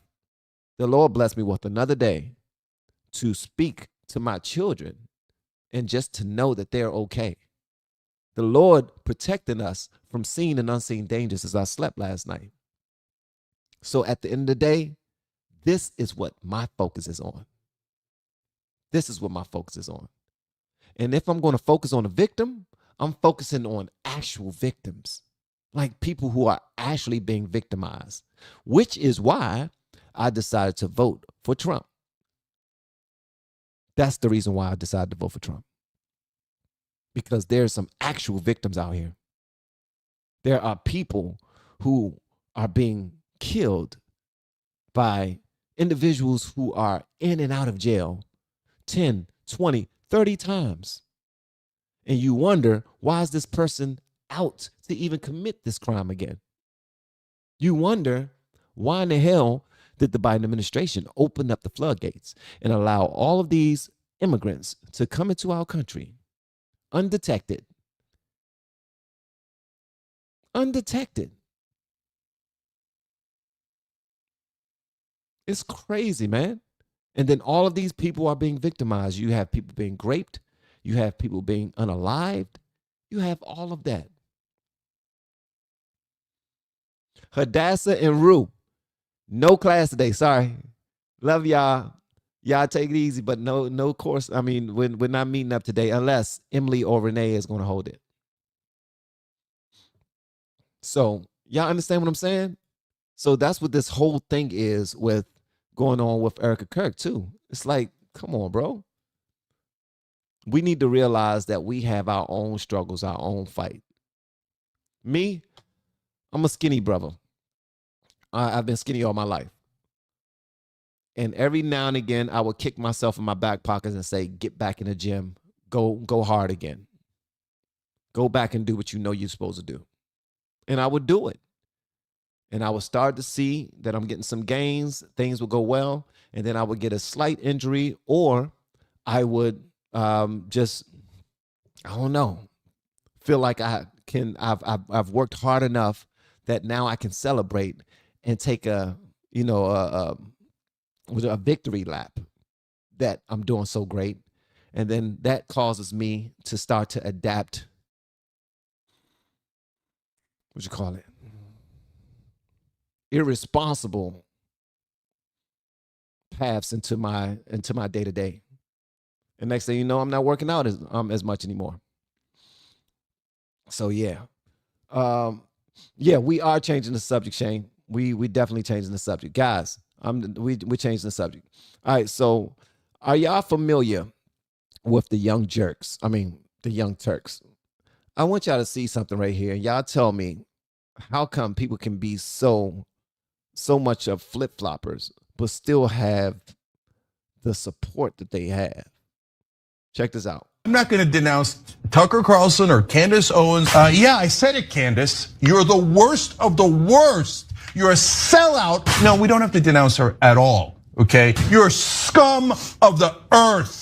None of that money is worth it. None of it is worth it. There is a concerted effort to make Candace Owens look like she's absolutely insane, but it looks like Candace Owens was onto something. Candace Owens is not someone that anyone takes seriously, including people on the right. The people accusing her of being crazy are the real insane people. Candace Owens, who once argued that the problem with Hitler was his love for globalization and not the fact that he slaughtered 6 million Jewish people. Don't come at me about denouncing Candace Owens until you denounce Jared Kushner. People like Candace Owens lead pathetic lives because they're paid to sell their own identity out. None of the things that she says is true. I guess they get paid handsomely. I don't know how they sleep at night. Now, here's the thing. So today, the young jerks are taking up for Candace Owens. They're protecting her. They want y'all to shut up about her. Leave her alone. Let her cook. But they're only doing that because now she's on their side of things. She's talking sugar honey iced tea about Trump. She's talking trash about how we are pulling into Iran and we're bombing them. She's speaking their language. And this is what a lot of these content creators, a lot of these politicians are doing. If you think about it, I was having a conversation yesterday about illegal immigration and deportations. And I was talking about the difference between President Trump when he handles deportation and illegal immigration versus the difference between Obama handling it. Even their rhetoric. For instance, back when Barack Obama was the president, he used to say, if you want to be a citizen of this country, you got to do everything the right way. Make sure you're doing everything the right way. Make sure that you file all the proper paperwork. Make sure that you speak English. And if you do not, you will be kicked out of this country. Him and Hillary both agreed that by simply breaking into the country, you're a criminal. You have committed a crime. They have said this time and time and time again.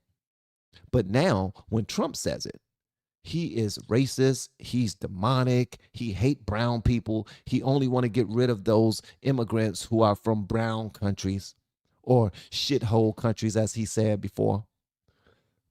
When the shoe is on the other foot, they always flip-flop. And this right here shows the Young Turks flip-flopping again, because at first they were against Candace. They was hating on every single thing that she was saying. Why? Because it seemed like she was Team Trump. These people are masking their TDS under what they will consider to be morals and integrity and principle. But it's actually, they're just taking advantage of the moment. These people are habitual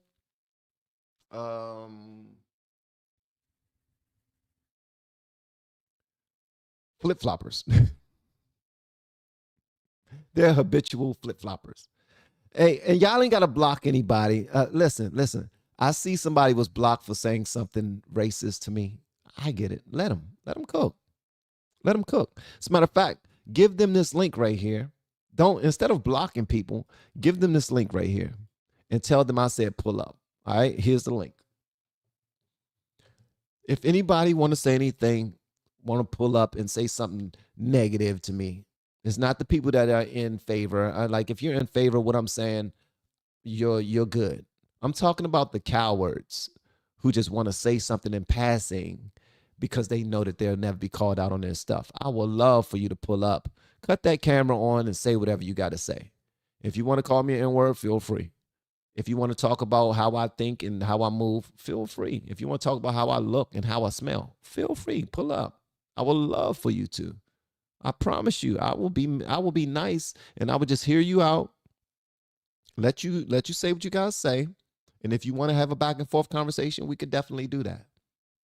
So the Young Turks right now, these guys are what's the word, man? It escaped me right now. Opportunists. They are opportunists.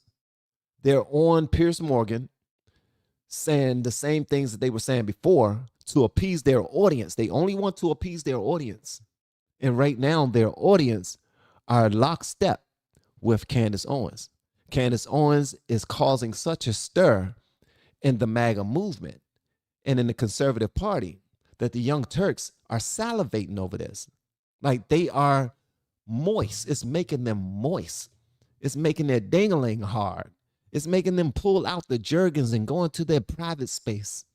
And they not coming out of their private space until they have released whatever they need to release, because they are excited that somebody with a voice as big as Candace, they are excited that somebody who is a conservative like Candace have such public things to say against Trump. They have TDS on a level that you would never understand. So when you see them flip-flopping like this, you just think, oh, maybe they're just doing their research and they're just, just saying things that make sense to them. No, they always take the opposite position of their opposition, period. Ain't that weird? They take the opposite position of their opposition. Their opposition is MAGA and conservatives and Trump supporters. And whenever you start to see them say anything that seems middle ground, that's only because the numbers show that it works for their brand. That's it. That's why, and a lot of y'all can get mad at me when I say this, that's why I don't give too much credit to Stephen A. I don't give too much credit to Stephen A. Smith for always putting out conservative talking points, because I know that he is also trying to capitalize off of the opportunities. He see that his numbers are way higher when he's discussing pro-Trump and pro-MAGA content versus when he's discussing sports, which he's paid to do very handsomely. He's paid very handsomely. Hold on one second. I asked that people who have opposites to say of what I gotta say pull up, but I see that one of my guys pulled up. Let me see if he about to cuss me out. All right, hold on one second. What's up, Louis B. Fishing? What's up, man? Ain't much, brother. How you doing? Nothing, man. I just wanted to say, these people, man, they don't want to pull up. That's the only reason I blocked them. They don't want to pull up, and I'm not trying to see all them N-words and all this stuff. I appreciate you, brother. You're looking out, man, and I thank you so much for that, man. I do. But it's also, you know what I mean? It has a lot to do with me. Like, I'm a little aggressive. I am. You're yourself. That's what I like about you. You are yourself. You're not trying to portray to be anybody. You're not trying to be anybody else. You are Van. And that's what I like. Thank you, brother. I appreciate that, man. The check is in the mail, man. Yeah, I ain't got to worry about no check. Just keep doing what you're doing, brother. Well, thank you, Louis. I appreciate it, man. Hopefully you have an amazing weekend, and thank you for pulling up, and also thank you for all the help and support that you provide to me and the LFR family just inside of the chat, man. I appreciate that. Yes, sir. Thank you. All love right. you and I love the whole fucking channel, man. It's awesome. Let's go. Let's go. Did you have anything else to say before I get back to my rant? No, I'll let you continue. I'll go back to watching. All right. Thank you, brother. You have a good one, yes, man. sir. You too. Have a good day. Peace, bro. Bye. That is Louis B. Fishing, everybody. The guy is one of the dopest inside the building. Make sure y'all show some love to my blues, show some love to my greens. Louis B. Fishing has a dope. This brother got the beard that I want, man. Like I can't grow one. I can't grow one.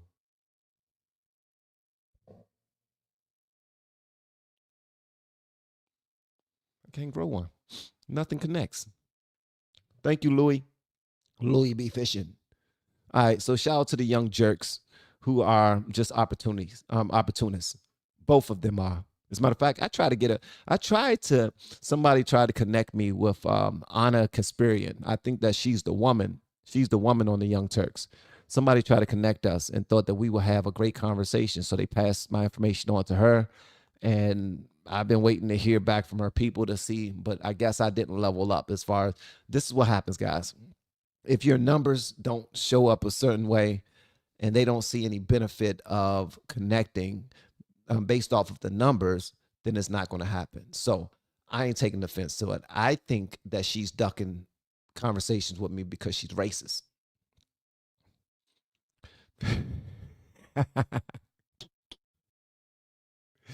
I think she's just racist. You know what I mean? I think the Young Turks won't get into a conversation because they're racist. Yes, I am a normal ass person, Karma. You know what I mean? I'm a normal person. You know what I mean? But honestly, I'm gonna let y'all know this. Racism don't mean anything to me. It means nothing to me. Sorry. So if you're a black person and you're out there and you hear me say that, like, what you mean, brother? What you mean racism don't mean nothing to you? You mean to tell me that you cool with how everything is going in our country? Yeah, I am. Yeah, I am. Because things are always moving in the right direction. And if you choose to see things from a positive purview, then you will be better off. Your soul will be more aligned with destiny and purpose.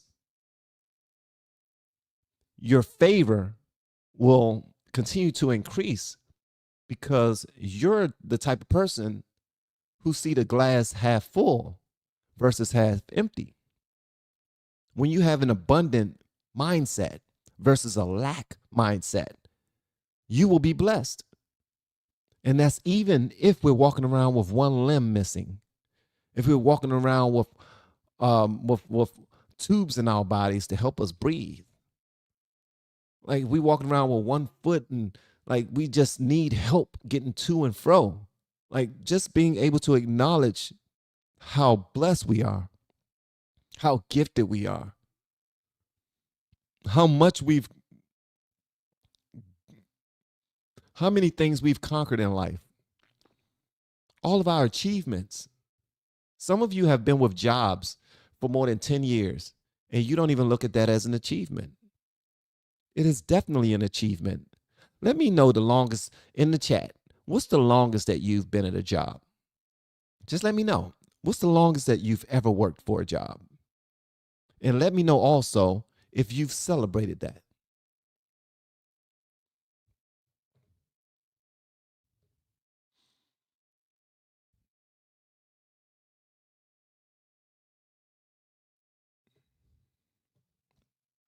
"12 years, 28 years. And you got to celebrate it, man. It's definitely something worth celebrating, for real. 34 years. Jesus. Angel said 34 years, bro. And she's still there. And I'm sure she is loved and everything at her job. Like they look forward to her coming in. That's her ministry at this point. Like when she pull up, they want to see her. They want to see her smile. They want to be hugged. They want to be asked about their day. They probably can't wait until she comes so that they can tell her what's on their mind. You know what I mean? 28 years, Wheezy, that's huge. 18 years, Sandy Claus, that's huge. Y'all need to celebrate that, for real. 5 years is good. And look, running your own business, Buckethead, let's go. Let's go. That's awesome. I was at one for 12 to 14 years before I got this one. Let's go. He said, no, I didn't celebrate it. Not really. And Barbara, for 30 years, for real. My wife just fought and beat cancer for 5 years. Everybody worried about shit that happened when this country was founded. Why? Jeremiah, let me tell y'all something, man. While everybody is so pissed off about mundane topics and what's going on in the world, this brother was fighting with his wife, along with his wife. They were fighting cancer. They were praying hard. They were hoping for the best. They were going to their doctor's appointments. They were going through whatever they need to go through so that his wife could be better. Congratulations to your wife for beating cancer, by the way. I hate cancer. Every part of it. 35 years and still going. That's what I'm talking about, man. 21 years, 6 years. Like, y'all are cooking. Stop being grateful, man. Stop always looking at somebody else. Erika Kirk needs me. No, she don't. Erika Kirk don't need none of y'all. 20 years till I broke my neck. Jesus, David. This nigga, he said that, man, I've been there for 28 years and then I broke my neck. 28 years working for the state of South Carolina and still working. Let's go. That's called giving back right there. That's called giving back. And that's also called knowing where your good thing is. You worked for it. You keep it. She was working for Shani Wright chick was working for 35 years and retired 6 months ago. That's huge. That is huge. Celebrate that, man. Celebrate that. All I'm saying is, if we don't acknowledge the fact that we go through our own stuff and we have our own accomplishments, we will continue to look at ourselves as an ant. And we're bigger than that. Our lives are bigger than that. Our purpose is bigger than that. And that's another reason why I try to encourage people to do this YouTube thing. Why? Because it can open up some doors for you. As a matter of fact, some of the doors that it open for you are mental doors, emotional doors, spiritual doors, things that position you to do something great, things that position you to have relationships and partnerships that could benefit more than just yourself. You can start ventures that can start to employ other people. Like, I know a lot of people who do content creation, and after they've done it for a couple of years, bro, they are positioned to, some of them, retire from their job early, or they have an extra stream of income where they're helping out their family. Like, they're paying for things now. And sometimes they're paying for necessities, and sometimes they're paying for trips and gifts and just helping people out in the family who need a little bit of cash here and there. They need a little help. So this is another reason why we're pushing this whole content creation thing, bro. Like, because you have TikTok, Instagram, YouTube, and YouTube is still the best in my opinion. I would say you do your content on YouTube, and you will see that a whole lot of good will come your way. For real.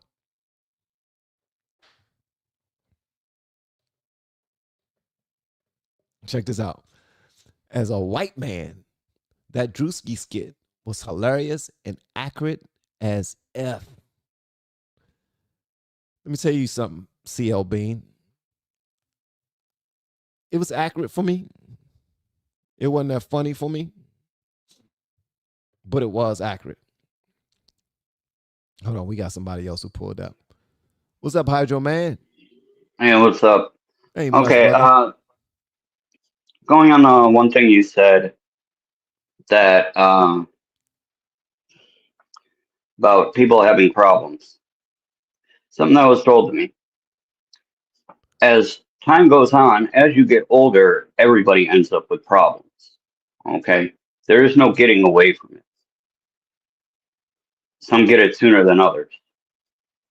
But everybody ends up with some kind of problem, medical condition. Okay? There is no getting away from it. To sit there and think that, I'm going to make it through life and nothing's going to happen. Nothing's going to be wrong. I'm never going to end up with cancer, or I'm never going to end up having seizures. Okay, it's not a guarantee.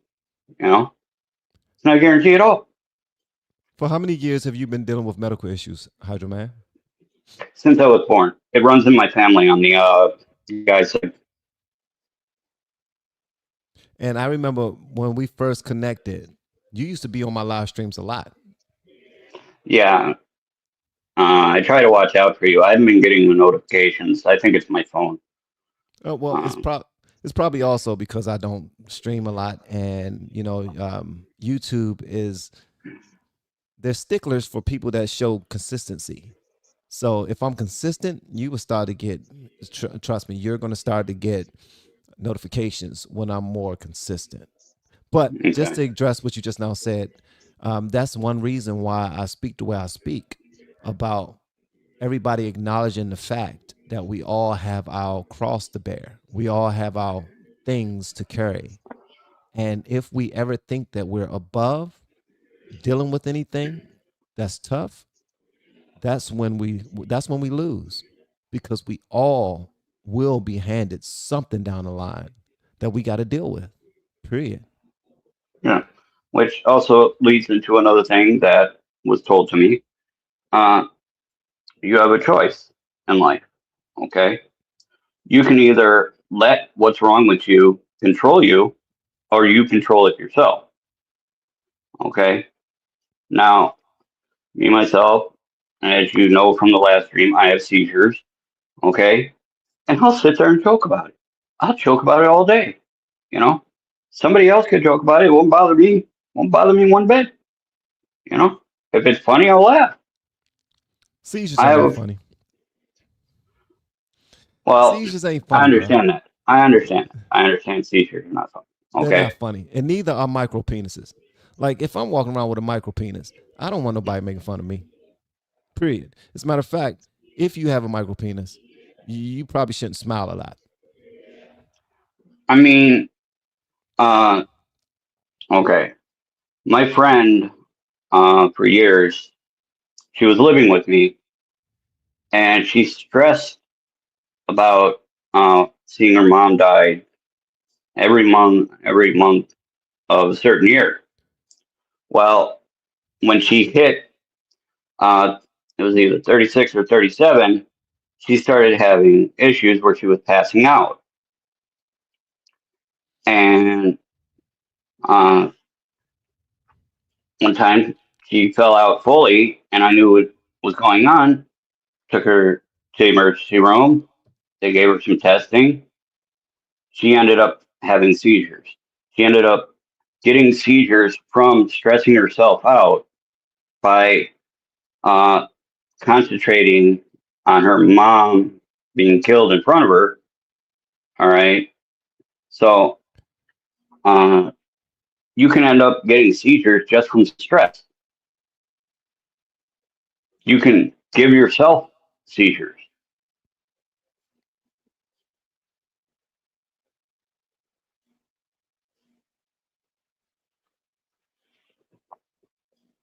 All right. Well, thank you, brother, for your for your addition, man, and I appreciate all of the support that you add to the channel, and for holding the fort down inside the chat, man. There Just in is case y'all one more did thing not I pick wanted to up. say. I'm sorry. What'd you say? There is one more thing I wanted to say. On the flip flopping thing. You go far back, far back. It doesn't matter if it's the right side, left side. People are constantly flip flopping in the government to hope it helps their narrative. Okay, hope it gets them reelected. I mean, I've seen plenty of videos out there where they have a piece of paper of stuff Democrats have said, okay, and asked people, and they said, "Who do you think said that?" Well, Trump said that. When no, it was Obama, Biden, Clinton. You know, they've all said this before. But now that the shoe is on the other foot, of course, they're going to flip flop.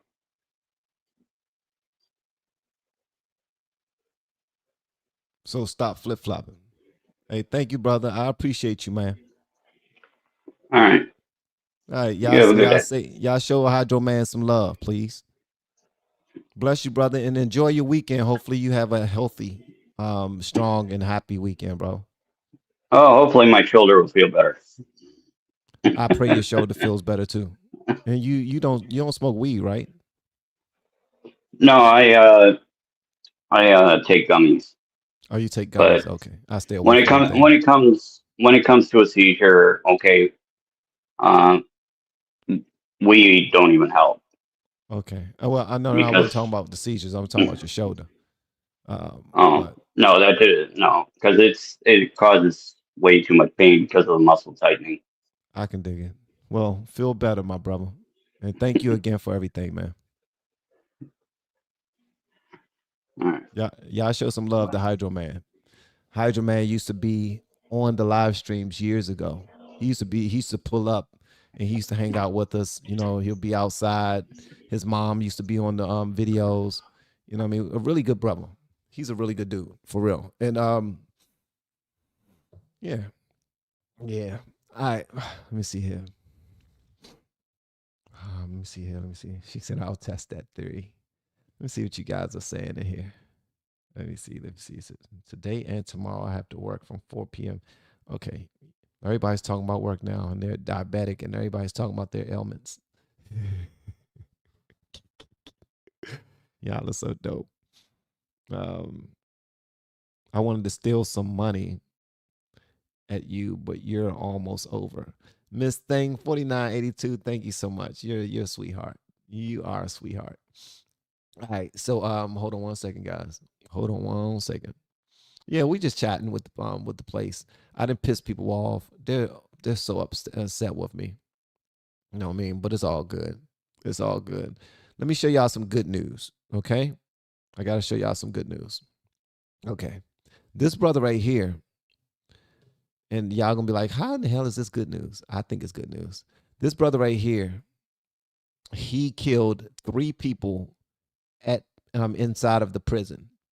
And all the 3 people that he killed are 3 child offenders, 3 child sex offenders. And this dude, while already arrested and while already in prison with these guys, he went and took them up out of here. This brother is a hero. He's a hero. For real. This dude is a hero. I like him. I like it a lot. So shout out to people who are selfless and despise people who are here to hurt our children. I don't like any of them. I hope I didn't hurt y'all feelings too much, man, because I do know that a lot of you guys feel some type of way about what I said about Erika Kirk. And guess what? I honestly don't care. I'm not apologizing, man. I'm not apologizing. Like if your feelings got hurt from anything that I said, then you need to grow up. You need to grow up. I'm just keeping it a buck. Like I know you had a mommy and daddy to help you with that. I'm neither, so I'm not helping you with that. You know what I mean? Hydro Man, he also said, people making you feel like you are walking on glass. You are just making it easier for the government to take away freedom of speech. What they've been doing for over years. Give them an inch, they take a mile. Oh, you're absolutely right. And that's the thing too, guys. Freedom of speech is being taken away from us. And the reason because of that is because we flip-flop. We pick and choose when we want to fight what someone says. And we tell people that they can't say that. They can't say that. We need to sue them for saying that. We need to stop them from saying that. And then we bring the law into it. Laws are created for people saying things. And next thing you know, freedom of speech is gone. But I will say this. I have an issue with people using freedom of speech to say the most outlandish BS that they can possibly say. Don't pull up on social media thinking that you can threaten people for simply wearing MAGA hats, thinking that you can threaten the president simply because you have TDS.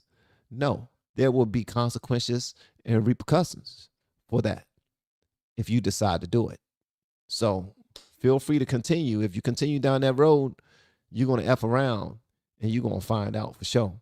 Sunshine, cut on your camera if you want to pull up, because I'm about to pull you up on the screen, but I need for your camera to be on so I can know who I'm talking to. All right. Right now it looks black. Wheezy, not Wheezy. Miss Thing says, thank God it's Friday. A woman was charged for trying to cut off her husband's ding-a-ling. But she missed and cut his thigh. She was charged with a misdemeanor. That's so corny. I gotta give you that one. That's the one you're getting. You're getting that one. Thank you so much, Miss Thing. That was cool. That was cool. I appreciate you. Good people. Sunshine, I still don't see your face. Sunshine. Sunshine. Where are you? Where are you, Sunshine?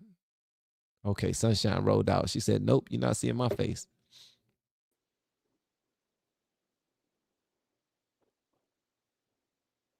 Hey, Coach. Hey, Weezy. What's going on? How are you? How are I'm you? blessed. I can't complain. Well, I can, Oh, but I won't, good. because what's the point? What's the point of Well, complaining? you They and ain't me gonna both. fix a damn thing. Well, that's what I was going to come here on and say. Okay, about the widows. My mom was a widow at 39, so I know the pain of that, and I know that she would have chosen to have my dad back rather than have any fame or fortune of anything. You know, she didn't choose that. And I feel like with Erika, she didn't choose for her husband to be shot either. I do think that she has put herself out there by being the CEO of of Turning Point, or running it, or whatever they call it. But that opens her up to fair game right there. And I hate it, but that's the real world. Would she choose to have Charlie back rather than, be going through all this? Yes, I'm sure she would. But when you put yourself out there also, you know, you gotta have a thick skin or a set of balls, one of the two. Right. Um, Right. but on the Druski thing, if it hadn't been Erika Kirk, or hadn't been so soon, maybe, I don't know. It was just something that it was. I can't put my finger on it. Everything else I've seen him do is hilarious. I loved the NASCAR thing because I'm a NASCAR fan, so I thought that was Right. freaking hilarious. Right. But I don't know what it was. I don't know. You It's just not didn't like because it. she's white. God knows that ain't it. But I We think because the pain that I know my mom went through, I think that's where it kind of catches me in the middle of, you know, I don't know. I I don't understand. get it. No, I understand that 1000%. I will say this to you. First of all, sorry that you and your family had to even go through that. You know what I mean? That your mom had to Yeah, go through my that. dad died, 2 days before Christmas when I was 11. Jesus. Jesus. Well, I will say Yeah. this. And feel free to cuss me out if you want, but I'm gonna say this. I don't look No, at I don't have Erika to. Kirk the same way I look at your mom. I don't look at her. No, that's right. I You're right. I look at Erika Kirk as a public figure who has always been trying to put Hmm. herself out there. She did it through reality TV show. She did it through the CIA commercials and whatnot. She did it through many means through many means. And I'm not saying she's a bad person for it. But what I do know is that she's always been trying to position herself to be in a position of power. But she fell in love. She fell in love with a guy who became way bigger than she probably ever thought he would ever be. But he, in the way that he died, was something that she would never be able to get out of her mind. Period. I'm sorry, what'd you say, Weezy? Oh, I couldn't hear you. You froze Oh, my bad. on my end for some reason. No, I was saying that she's definitely But going through yes, things. I didn't know anything about her. I didn't know anything about Erika Kirk until she married Charlie because I didn't know her. So, but from what I see, even from her being married to Charlie till now, is she does put herself out there. And if you Yeah. do put yourself out there, like anybody that has a YouTube channel or if you put yourself out there, you better be prepared for it. I think You know? also, yeah, you definitely want to be prepared for it. But if you also put yourself out there, I think that you need to be good at it. Like if you put yourself Yes, out there and you're having interview after interview after interview, and they all look the same, they all have the same pregnant pause, open up your eyes wide, absolutely. and you know, like in parts of the conversation where it don't really match, where it don't fit, people are going to pick that out and they're going to make fun of you, especially if you're a Definitely. comedian.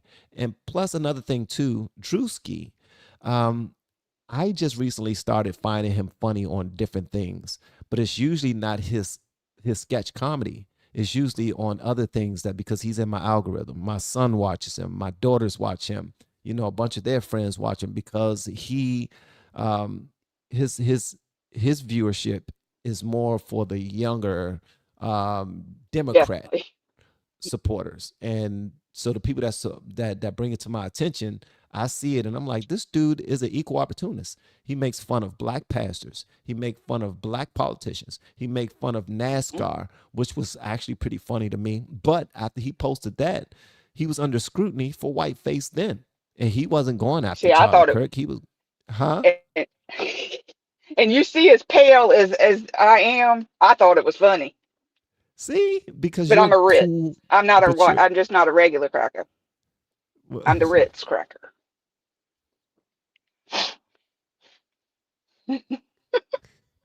Well, I you're not am. supposed to say that. Well, I don't You're not mind. supposed to say that. It don't phase me. People I calling know, me but names don't phase me. I make fun of myself for it.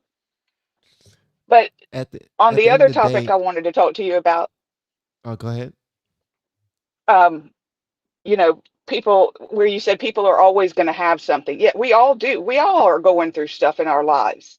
So Yes. no, not one person deserves more, you know, empathy or, you know, hell, listen, I am almost 50 years old.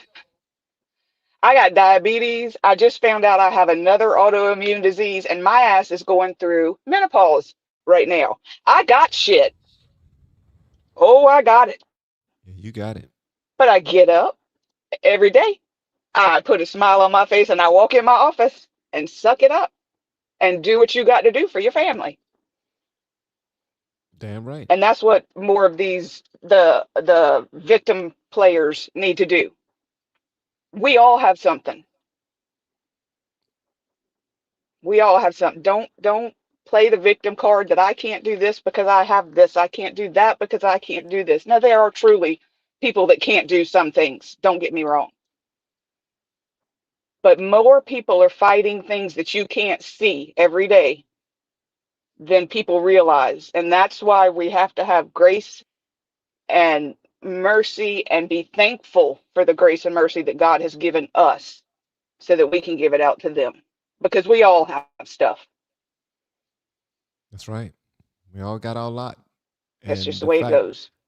and you, God I never find said that, this life would be easy. you know what I find? I find some of the best people are people who are going through something. And I don't understand that. It's like you would think that they would be the miserable, grumpy, like pissed off people because they were handed a bad set of circumstances in their life that they have to deal with on a daily basis. But I find that people who go through things, they see they see their life as as victory after victory after victory. Precious. Yeah, absolutely. And I respect you immensely for that. And not for nothing, you show more joy than a lot of people who have everything and just take it for granted, who don't have any ailments, who are 100% healthy all the time, and they just want to bitch and complain. And you just like, you probably just be listening to them like, I don't get it. Like, you still got your dad, right? Your mom still got, okay. You're not dealing with any physical ailments, but you still want to complain. All right. You just let them cook, I all just because you're a good I person. just let them talk. I just Yeah. figured they need somebody to vent to also, and I just let them talk, and I just, you know, the world doesn't need to hear me complain. The world needs more people that'll listen. I hope y'all You hear know, that. I thank God that I've gone through and I'm going through what I've been through because I see how good the other side is. I appreciate the good because I've been through the bad. I mean, little things. As much as I hate the pollen, I appreciated the pollen coming because it meant spring was here. You know, I can't breathe, but spring's coming. It's 90 degrees here today. Jesus. Yeah, that's our Jesus. spring. Jesus. It was last night. It was kind of weird. I'm in Maryland, and you know that, but some people don't. I'm in Yeah. Maryland. 20 minutes from Virginia. I mean, from DC, and 20 minutes from Virginia. Everything's 20 to 25 minutes away. Um, and last night at 12:30 a.m., when I went to the gym, it was like 11 o'clock, and it was 75 degrees outside, and I was outside just like, this is so beautiful. Like, I'm like, this is amazing. But I didn't understand how it's so hot in March, because usually in March it's a little cooler, especially late at night. And I hate pollen, by the way, because I used to be It allergic to it, but sucks. I'm not anymore. I just don't like to sneeze all the damn time. But last weekend, last Friday, it was almost 90 here, and on Saturday, it was 58. That's what I'm talking about. That's what I'm talking about. Like that. That's What you talking flu about? weather right there, because it's going back and forth. You Yes. think that the same. You Yes. think that, Oh, yes. yeah, that's flu weather. I don't know how to dress. I just dress in layers and start pulling them off because when the hot flashes hit, shit ain't nothing can stop. Yeah, you're And right. that's You're when I right. do tell people, I have warned people, y'all better back away. I tell my 14-year-old, he starts that, yep, yep, yep. I'm like, this ain't the day. Today's not the day. This ain't And the he day. gives me that look and he just turns around and walks off. You damn right. That's like You get a hot I flash, have. man, everything. No, I appreciate you giving them the warning, because some people see that, I, I have dogs in my yard, or I have guns, and they still go anyway. Okay, hmm f around, Oh, find I'll out. warn you. And most women won't talk about it because we weren't raised to, menopause was like this thing you didn't talk about. I'm talking about it. I'm warning people. I'm telling people because my mama didn't tell me all this. And this ain't no joke. Whew. Well, So listen, I'm telling as more. many people as I can. I'm not ashamed of it. I'm almost 50. Hell, I deserve it. I Yeah, don't my need no wife. more babies. I need me a grandbaby now. She said, "I need me a bad grandbaby now." That's I'm something gonna my come visit daughter. yours. And that would be awesome and appreciated. I promise you, Easy, because I'm super excited by it all, by the idea. But I want I more than anything, Oh I just God, want my daughter to be healthy, and I want her healthy. child Yep, to be healthy, and that's it. When it comes to their health, that's all I care about. That's all I care about. I don't care about anything that's else. what I. Just their health.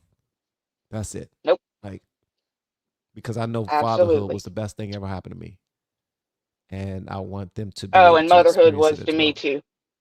Yeah, See, Yes. that's because you're a good person. Obviously, I loved it so much I did it once, and then I did it again only 14 years later. So there's 14 years between my boys. So yeah, I loved motherhood. Oh, Jesus. Jesus. Yeah. Yeah. You really waited. All right. So Yeah. Weezy, you got anything else for the people before I move on to someone else? All right. Have a good day. No, I just wanted to say, hey, just hey and thank you. And I just wanted to make that point about the widow thing. Well, That's all. I received the point 100%. Guys, this is Wheezy. She is one of the most beautiful souls that you will ever meet, and I'm not just saying that because she sent in a super chat. I'm saying it because she actually is dope AF, and you will only know that just by hanging around her and just by having conversations or seeing her have conversations. But thank you for everything, Wheezy. I appreciate it.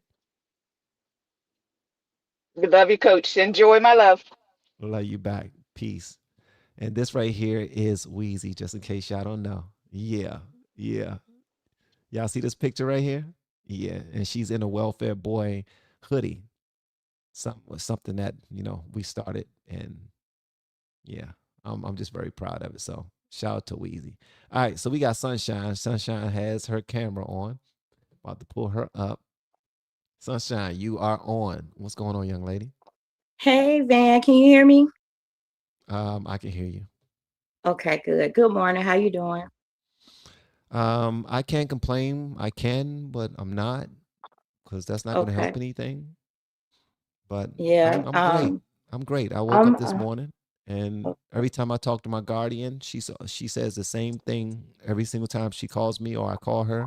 The first thing she says before she says hello is "Praise the Lord, God gave us another day," and then yes. that's it. Okay, what we I'm got going glad on, I had Sunshine? I still I don't see want your to face. I know I'm scared to show my face. Okay, don't show your I'm face. Don't not show your face. I want you to be but I comfortable. had to call. I was like, and I don't want to. I had to calm down because Van, nigga, because I'm like, I'm about to get in his tail. First of all, I'm so happy to see you back up here because you was a part of my morning routine.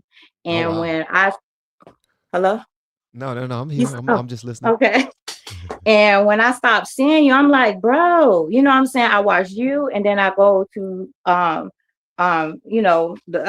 another one that come on right after you or right, the middle of yours. But I always follow up. And your son, oh my God, Jojo, I love Jojo. Thank you. So yeah, so anyway, you are a Democrat. I don't know how to say it, but bro, you the type that make me so angry because you have so much righteous anger, but it's directed at the wrong place. And I'm like, Van, he got a little bit more to go. But you, my brother in Christ, I know, you know what I'm saying? I know you know with them keys and stuff, you know what I'm saying? So look, we grew up in the church and everything, and I grew up in Baltimore too. I used to live on Rittenhouse Road. I went to Lakewood Middle. Oh Um, wow. yeah, you know You what I'm from the saying? real And Baltimore. I'm a real, and I went to Highland Elementary School. You know what I'm saying? I live in Virginia now, but I stayed in Baltimore County in Baltimore for a little bit. So look, we got a little bit of, you know what I'm saying? So I'm I hear know you. how to say Doug and 90 TQ. Oh wow. Yep, there you Yes. go. Yeah. So anyway, as far as the Erika Kirk thing, I've been in the one, I would want in the chat barking off because I'm like, it's just one thing to do. I'm like, when would that be okay to do that to a widow? You know what I'm saying? Would you do that to Betty? Would you do that to Jackie Kennedy? Would anyone do that? Like Druski is funny. It was funny as hell. I'm trying to stop cussing, but it was very, very funny. I was rolling because he's always funny. But I don't know if Druski knew if it was any other white person, because I was weak until I saw it was Erika Kirk, when I was like, dang, why he do her? Like he could have did any other white woman. And I'm like, oh, he doing Erika Kirk. And then it made it like it put you know what I'm saying? And I'm like, I don't know if Druski knew I don't want to say magnitude because I'm not amplifying her. It's just I think that like I said, we grew up in the church, right? So it's just certain stuff that you just don't do. And I think nowadays with the internet and the culture, it's okay to do things that was you just didn't have to do. It's just unwritten rule. And we wouldn't do that to Betty Ross. I mean, not Betty Ross, so that's the other Betty. We wouldn't do that to Betty Shabazz. We wouldn't do that to what's her Coretta Scott. We wouldn't do that to, you know what I'm saying, Jackie Kennedy. We wouldn't do that to what's Lincoln wife now? You know her name. You know what I'm saying? It's just certain things you just don't do, just out of respect, out of humanity. You know what I'm saying? And then the fact of the magnitude, it just happened like 6 months ago. I mean, they were cheering. Nobody, when all of those people died, even if you didn't like JFK, even if you didn't like all those people, everybody mourned. Even they showed the mourning of Martin Luther King. They showed the mourning of all of these people. They showed the happiness. If you weren't in that political atmosphere, if that was not in your algorithm, all you saw was people being excited. We've never seen that before. So for you, that's what made me hot about you this morning. I was like, for you to say everybody go through pain, and I'm like, bro, ain't nobody making Halloween costumes. You know what I'm saying? For Betty Shabazz or Coretta Scott. Like, are you kidding me? No, you don't do that. That it's just a humanity. It's just a moral thing you just don't do for a widow. I don't care if you like her or not. And then on top of that, she is I haven't seen the Candace Owens things, but Candace be doing too much. And the fact that Candace and daggone Charlie were best friends. So for me to see Candace going at Erika, it seemed like it's spiteful because she wanted to beat Erika. That's what it feel like. Because Candace and Charlie started all that out in the mud. Like, I don't know if you know their history, but they started out in the mud. Everybody thought that they were going together. So I feel like Candace is doing this out of bitterness because she wanted to be that. You know what I'm saying? And she can't get the attention that she wanted. So now she got to do controversy. Now she got to do conspiracies. And she get 2 and 2 together and get 22. And you know what I'm saying? Like, well, this look like this, and this look like this, so this is like this, so it must be this. Like, bro, like, why are you doing this to this woman? You know what I'm saying? And so that's why what made me hot about you is because you got righteous anger, but your anger, I feel like you still have democratic strongholds of a mentality. Like, because I watch you on other podcasts, like I was watching you the other day on the righteous perspective. Like, and I was like, oh, Vonda pulled up to the J, you know what I'm saying? I was like, you know, so I really like you, but I see that you still have some, because your anger is rooted in what the Democrats did to us. I was the same way. I hated Republicans. I hated all white people until I moved to Baltimore. You know, Baltimore County back in the day, it wasn't nothing but white people. I was the only black girl in my class. Everybody be like, oh, you live in Baltimore. I'm like, it's a difference between Baltimore and Baltimore County. Baltimore City. Yeah. So different. Baltimore County is day and night from Baltimore City, even though it's right over the railroad track. You're right. So, you know what I'm saying? So when I grew up with all white people, sometimes I'm like, oh, they just like me. And then when I had to come down south to Virginia, it's different. It's not the same. It's different. It's in the South that's more segregated. You know what I'm saying? But when you live up north, like I used to live in Pennsylvania, it's everybody up there. You don't see color. You know what I'm saying? You like live next to a Puerto Rican, next to a white man, next to a Jewish man. You know what I'm saying? It's everybody. But Sunshine. Yeah.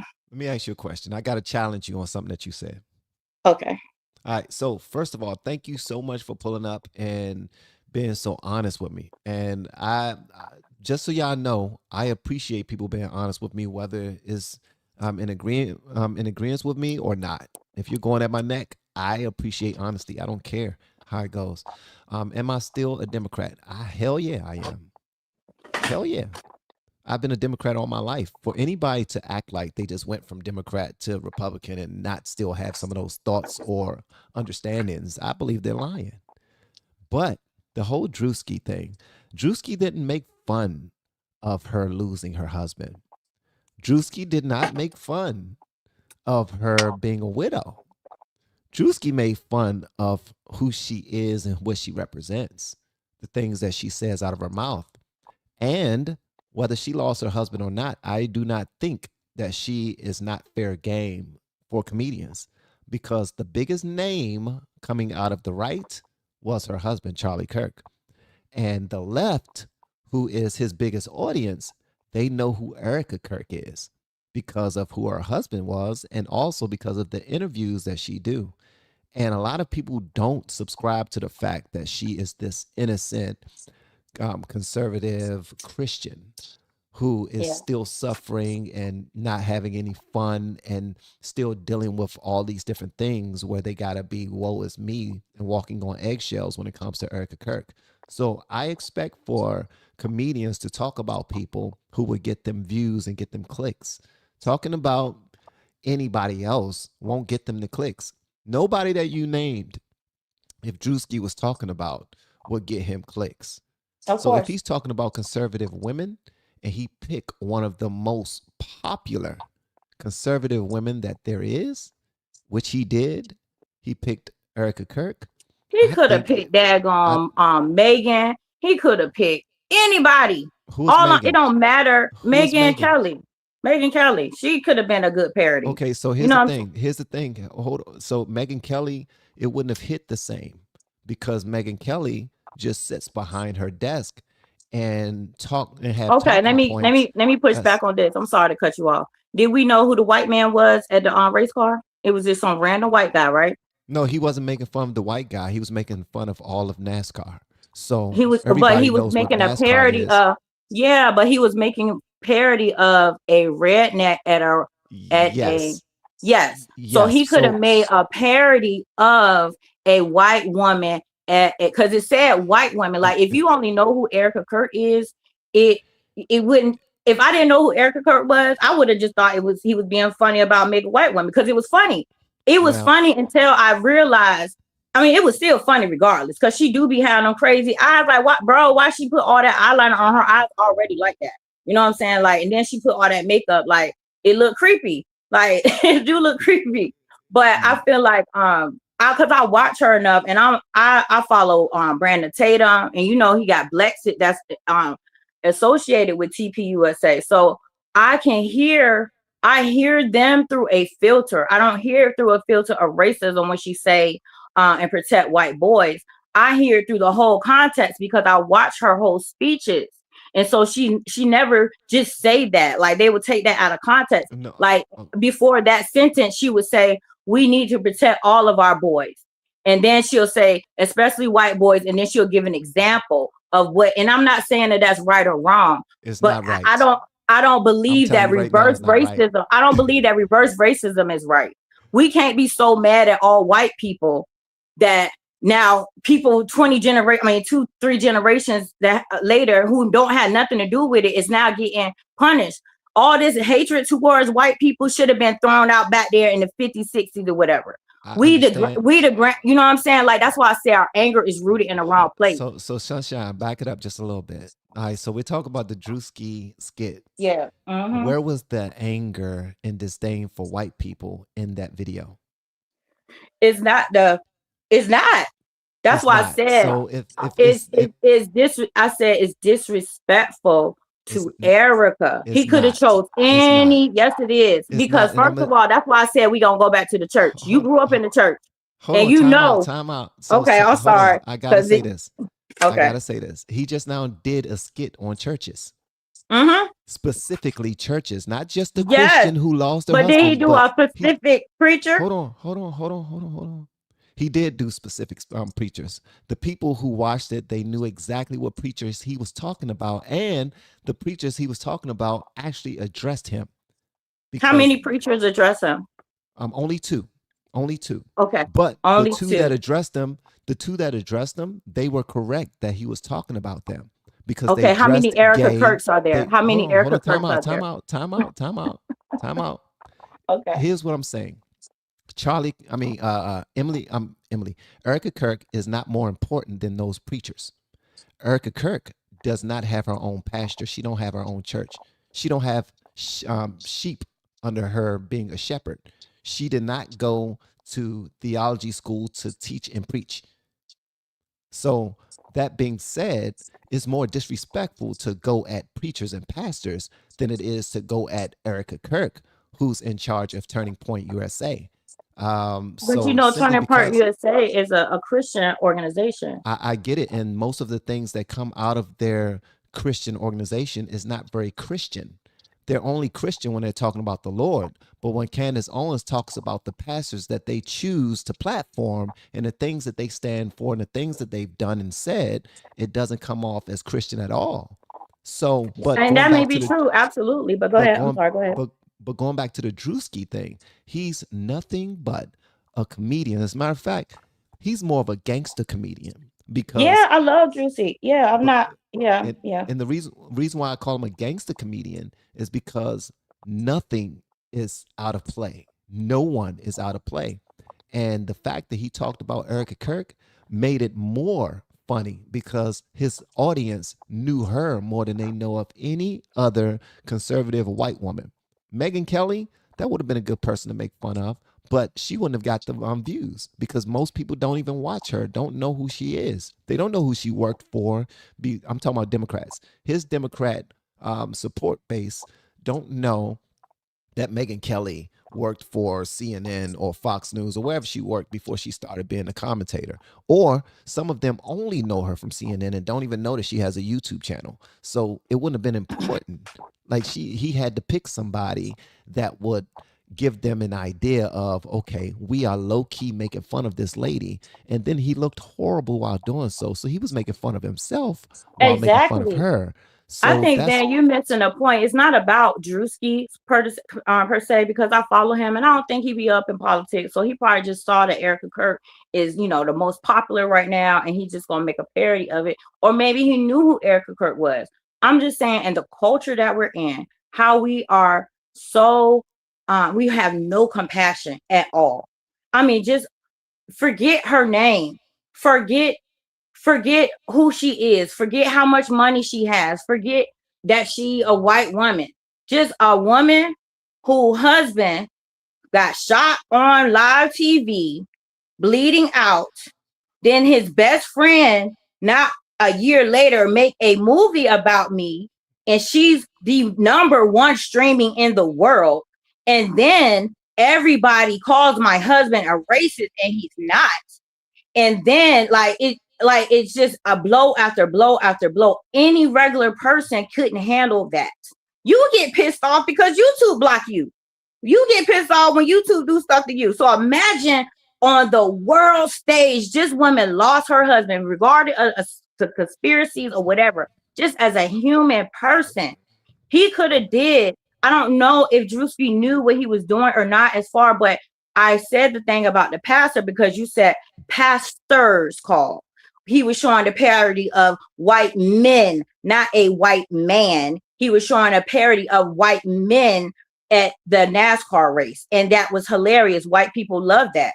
I still love the skit, but it's the context behind it. It's like a stab. It's like she already down, bro. Like somebody she's she not thought down. was him. Yeah, she is. How you She's gonna not say she down. ain't down? She lost her husband. She's not down. She lost her husband on live TV. How long is she supposed to be down? Are you serious? I'm dead This is what I serious. mean. This is what's making me hot, bro. No, here's the Because thing. you talk So, because you have Sunshine. not had any pain. Like the Sunshine. lady that just called a few minutes ago, her No, mom. hold on, Sunshine. I'm sorry. Go ahead, bro. I'm sorry. Like you look, man. Like No, here's the thing. Okay. All right. He Go ahead. wasn't making fun of Charlie dying. He was making fun of white conservative women. And he used her he as was a making mascot. fun of a Hold on. Time white out. I let you woman. speak. Sunshine, I know. let I'm you sorry. speak. Go ahead. So he was making fun of white conservative women, and he used Erika Kirk as a mascot. She was the face of white conservative women. When people make fun of white conservative men, they believe that Trump represents them all, and he does not. He represents MAGA, is who he represents. But When he you even don't even okay, I'm sorry. Go ahead. I'm sorry. no, he don't even represent all of MAGA. He just represents himself and his point of view. And guess what? If somebody were to make fun of him or to make fun of his wife or to make fun of his kids or the way we made fun of Joe Biden's family and all that other stuff. Listen, being heartless is something that people do when they're making fun of people that they don't really care for. And Druski kept it all in fun, but the people that want to point out all of the atrocities that Erika Kirk went through are fans of hers. They are people who believe in Turning Point USA as being the voice of the conservative party. And that right I don't there, think that. I think that and that's what but I was. I'm sorry to cut what you off, but no, what I'm I think basically that saying I'm is sorry. that Go ahead. what I'm basically saying is Erika Kirk is a regular ass woman. She's nothing special. Simply because she was married to Charlie Kirk does not make her so big that she can't be made fun of. And for anybody who believes that, I believe that you and others are a part of the problem. I think that you are part of the problem when it comes to that. I f's with you hard in the paint. You hear me? Like, you is my bro. Like, I love because you give a balance to it and you help me. Because I was at your level at one time. You are just getting over, and you just I've watched you over like a year, and I've seen like how angry you got because you learned more information and it has changed you. Imagine how much more you're gonna learn next year, That and was you're gonna look performative. back at, huh? It was performative. You're gonna look back and look at some stuff, and you're gonna be like, oh my God, I can't believe I thought that way. You know what I'm saying? So I'm take out, like I said, it's just about the it's just certain things you just don't do. And if Like he make had a fun did of that, people. no, make fun of a widow. Oh my God! You Come on, have hold on, you wait a too minute, sensitive. You too hold on. sensitive. You're not from Baltimore. I need to see your birth. I It's need not. to I just see told you. I you're said not from I told you Baltimore. I live there. I'm from Virginia. I'm in Virginia now, and it don't have nothing to do with where I come It from. It's does. about humanity. It You does. know, I It know what does. you're talking about. You're not from Baltimore. Van. Okay, whatever. If you don't believe, it don't matter. I ain't I'm got to just prove it messing to with you, you. I mean, sunshine. Go you know what I'm ahead, though. saying? But I'm saying, but that's why I threw the church in there. I did. I used to go to Faith Tabernacle on Patapsco Avenue. I don't know if you know where that How did place you is. serve in Faith Tabernacle? I was young. I told you I was a child, so I was like Uh, 12 years old. So I what was church in. have you But hold served on. in? First, I was in the children's choir, and then I used to march up and down Faith Tabernacle on Patapsco on Saturdays, marching for the army of the Lord. So As an I have adult, no how as have an you adult. served in Yeah, yeah, God's yeah. church? How I As served in God's church as an as an adult. adult, how have you served in the church? Um. Hmm. I had a hair salon, and I would preach in my hair salon. Like, my hair salon was called All right. I So don't even want to that was say your it. business. No, it wasn't, because that's all I'm about to say. My name of my hair salon is a Bible verse, and my hair salon was like that. Like, we would have Bible study while we were doing hair. I I have some stuff going on with the church where I didn't have a place where I needed to go, and it's more when two or more gather. You know what I'm saying? So my hair salon was that place. So, and then and it piggyback off of Pain. You don't know Pain. The people that has called you today, and I'm not gonna bring I up don't my know pain. pain. No, I'm saying, let me expound on that. The pain of losing somebody like that, regardless of who they are, how much money you have, it Uh-huh. don't mean nothing. And it does something to your brain, like old boy said. I saw my son die in my face. You know what I'm saying? Just like he said, somebody died in their face and they start having seizures. Like, you have no idea what that does to you traumatically. I don't care if you fall on $1 billion. You think that's gonna fix that? No, sir. You can't take, and then it's just the humanity. I think, Van, I think you have. Don't diagnose me. Please No, no, don't do that, no. I'm not. sunshine. I'm sorry. I Because love you're you, trying bro, to but I'm just saying, reason like, why I have an issue with you diagnosing me is, I'm being extremely respectful when I say this. Reason why I have an issue with you diagnosing me, as far as mhm. being the conservative Democrat that I am, or being the heartless content creator that you believe that I'm being right now, for thinking that Druski was not doing anything wrong by talking about Erika Kirk. I will say this: I have a lot of things that I can discuss that will put me in that understanding of the victim who was close to death, who witnessed people close to me dying. and who sang and spoke at funerals, many of them, or ministered for 19 years to churches and all these other things. I have all Now, these things how on would my you jacket, feel if he picked but you? And he picked you. He said, "Okay, I'm gonna find a parody of a YouTuber uh-huh. and pick on how their victims, I mean, or whatever, and make a parody just about you." It would Like be if he had to hilarious. did it in It would be genuine, hilarious. like all I'm saying is It would he be could have hilarious. genuinized it. It's It would just a be humanity it thing. would be It's just hilarious. And Erika it would Kirk be. It like I said, it's still hilarious, but it's the context behind it, is and no it's like it is, bro. I'm telling you, it's man, it's it's it it's is. it's not a lack of humanity to make fun of people. I It don't care is. what they It went through. I don't yes. care what they went through. You Okay. think that people who are made fun of don't have atrocities? People who are made fun of don't have people that died, or they're not going through some ailments that are killing them right now? Hmm. Like, come on now. I was a fan of Eminem, and this dude used to make songs about people who were crippled for life. Yeah. And so People, but not a no, person. a That's what person. A you. person. He used to make fun of specific people who were crippled for life. He wasn't only Okay. talking about regular cripples. He was going at Okay. people specifically. Yeah. Okay. All right, man. We're gonna agree to What disagree. what I I want still. to It's see, just. I just don't think it's right. I you're mean, just not morally, and like I said, from like I was trying to connect with you from because we grew up in the church. you You wasn't. know You them wasn't. verses. What you were I doing, was. You can't tell Sunshine, me not what Sunshine, you was not trying to connect with me. What you was I doing was was. trying to put us on the same plateau so that you can tear me apart for not still being there. And I think No, I that's was not doing any of those things at all. I'm yeah, sorry that you you actually interpreted it that did. way. You No, said my I'm sorry you interpreted that way, but that was not my intentions. I was trying to connect with you and show like, hey, we got familiarities. That's why I brought up when I lived in Baltimore. That's why I said I'm in Virginia now. That's why I said I have different perspectives because I lived in Pennsylvania.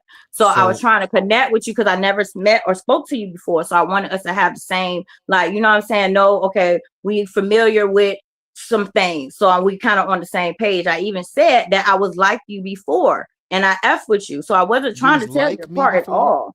You said you were As like far me? as I was like you before, as when it came to the Democratic Party, like we were so gone whole on them, like we got to be Democrat, and then we start educating ourselves. Be like, wait a minute, wait, they the one that started the KKK. Wait a minute, So I have a you know what I'm question saying? for you, So that I Sunshine. was just trying to connect with you. I wasn't trying to I diagnose I you. You know what I'm I have saying? But go I have a ahead. question for you, Sunshine. When did Okay. you decide to switch to conservatism? Um, Me and my friend in 2000, whenever Trayvon Martin got shot, my friend and I started this organization called One Mosquito because we was like, black people, you know, we tired of this. It's still going on after all these years. Da, da, da, da. So when we started doing our research, because we was trying to come with facts, like white people get shot. I mean, don't get shot this many times, and black men this happened, and then come to find out the dude was Mexican or whatever. But as we were doing our research, the numbers weren't adding up. And then at that same time, social media blew up. So the one time somebody did get shot, or the one time somebody did get their house bust in, it would be all over the news everywhere. At first, it would just be maybe in that city, that state, or whatever. But now that one person is all over everywhere, and it made it bigger than what it was. And so I feel like once social media blew up like that, that's what made me. I'm sorry. So I started learning more about that. And then when I opened my own business, I had to learn about laws. I had to learn about how things actually work. And it made my mind, I'm like, wait a minute, I got to pay all these taxes. I thought this, you know what I'm saying? I didn't understand how the stuff worked. So I started switching over. I'm like, no, I can't afford this. You know what I'm saying? I'm a business owner. And I'm like, wait a minute. So I started to hear things that I didn't hear before when I was a Democrat because I educated myself. You know what I'm saying? And then when Trump was running, I had a shirt that said nobody for president because I ain't want Hillary and I ain't want Trump. I'm like, he ain't a president. He a celebrity. But what he was saying made sense. And then the next time around, by then I became a federal employee. So I was working in the government. And then the program that I was in, we had to learn about the laws of the government, learn why this is this way. And it taught me a whole new perspective of why things are the way they were. And so that once you work in the government, and that I was in the Defense Department, well, Department of War, I'll say it now. Once you learn the national security and why it has nothing to do with color, absolutely. It's just us who are in our bubble. We think it's about color. Once you get out of that bubble, you be like, yo, it don't matter, yo. Like that Chinese man over there is, you know what I'm saying? Like I had to learn national defense stuff, you know what I'm saying? And it made me see things a different way. And that's what made me go to the conservative side, because the Democratic side is more of a victim because they don't understand. Like they just want to be given the fish. They don't want to learn how to fish. And sometimes they're not capable of fishing and they do need help. But you got to broaden your, you know what I'm saying? You got to go outside. And that's what made me, I would say, very much conservative. And we always been conservative. Everything conservative is what the Black culture always stood for. So it made more sense. And then when I was, like I said, educated after I had joined the military, I mean, not the military, but the federal, whatever. So that's what it is. It just makes sense. And then to learn all the lies that the Democrat has told us. Like even, are you still there? Oh yeah, I'm just listening. Okay. It got really quiet. So even like when I learned about the 3/5 of the Black people, I'm like, oh my God, look at them racist white people. They only counted us 3/5 as a person. And then my mind, I always knew why they did it, but it's just, I don't know. It's just something I just started seeing. I don't know. Once you educate yourself, remember back in the day, we had them 3D pictures and it'll be like all this scattered color and it just looked like chaos. Yes. And then when you start focusing, you be like, oh snap, I see it. That's how it is with coming off the Democrat. It took years. Like it don't take just watching some YouTube videos. It took years because it's some strongholds, because we really hate white people. Like it's in us. We scared. We don't want water. You know what I'm saying? Like we live on the East Coast. How many people know? All of us Negroes should be in the Olympics. You know what I'm saying? Knowing how to swim. You know what I'm saying? Winning. You know what I'm saying? It's just certain stuff that we do because of racism and slavery. But we are, what's it called when you abuse, you addicted to it, you're an abuser. Like we so afraid to leave them. And it's like, we still on a plantation, and everybody else is like Django, like, bro, you don't have to be a slave. Like it ain't even like that. It's just some white people, it's some racist people, everybody not like that. You know what I'm saying? So that's what and then like I said, growing up around white people, I told you I was in Baltimore County and I lived in Baltimore City and I lived in Pennsylvania. So I know it's not like that. Everybody don't think that way. And the conservative side makes more sense. And I feel like people, if people really stop and take their time and dissect certain things and learn the context behind things, they would be conservative too. It wouldn't be no Democrats. The only reason Democrats still exist is because they go to the schools and brainwash the kids, and they get new people, and then these old hippies or these apologetic white people. I wish, like Michael Mack said, these white liberals need to sit down because they're ruining our country. Shut up. We do not need boys and girls bathroom.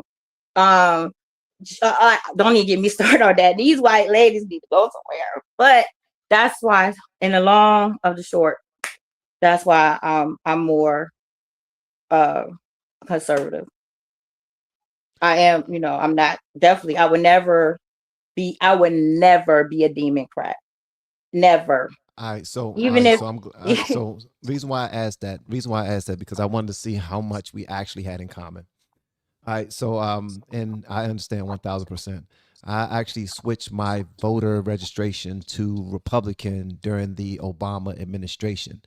Although me and my family were extremely excited to vote for him and to have a Black family inside of the White House, I did not believe that what I voted for was being handled, and it absolutely was not. So I started looking into conservatism back then. And so YouTube just helped, but I was always looking into it because me and my family, we raised our kids like conservatives. We treated Mm-hmm. each other like conservatives. We looked at home ownership like conservatives. We looked at business like conservatives, so forth and so on. But Yeah. when it comes to this Erika Kirk thing, um, I still love comedy. And shout out to Blue Eyes 3969. Don't go anywhere. I want to address what you just now said. Please give me a thumbs up just to let me know that you're going to stay around because I want to address what you just said. All right, so And I apologize because I'll be don't going off for a long time and sunshine, sunshine. Mhm. I will say this. I appreciate Mhm. everything that you said. Even the Yeah. things that are not pro van or pro LFR family. I don't look for people to glaze or for people to just cape for everything that I say and do. So you calling me out, I appreciate it. And the way that you see how I'm approaching these topics and my opinions of being, I guess, anti-Christian or anti-Erica Kirk or whatever the case may be, you have a right to believe that. It's But I anti-humanity. and It's not the and anti-humanity and everything.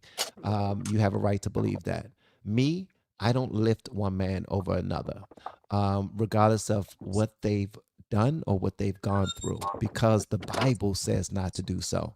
So, if I'm being anti-human or anti-humanity against humanity for putting the Bible first, then I will take that 1,000%. And I would do that unapologetically as well. Um, and I never lived in an area that was majority white or even half white. It was always in a DMV 90% black everywhere, and you'll rarely see white unless you go downtown DC or Virginia. So that's where I'm from. But I will say this: you made a lot of good points. I'm not going to argue on them. And you have a right to see me the way that you see me. And I thank you for taking the time to pull up and give me your opinion because I value it. And although I went back and forth with you, I actually do really value your opinion. And I value the fact that you have supported the channel and myself for as long as you did. That's all I have to say.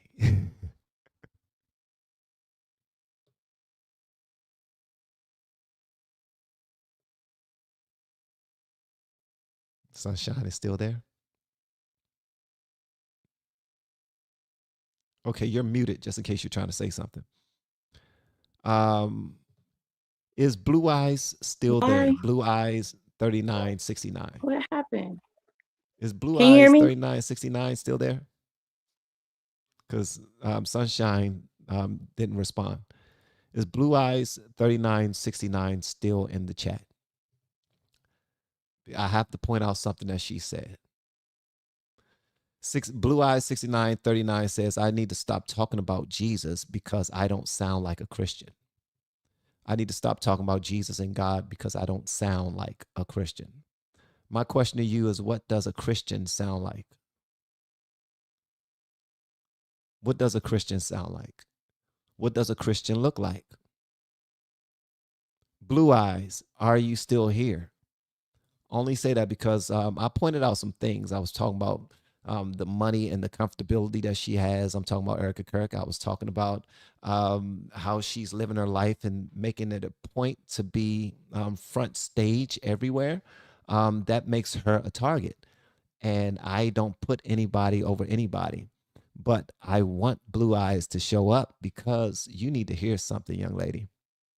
You are not a Christian if you're saying that someone needs to sound like a Christian. Guess what? My living is Christian. I've been married for 27 years. I raised 4 amazing young adult children. The things I've done, my testimony will blow your mind what I've gone through and what the Lord has got me through.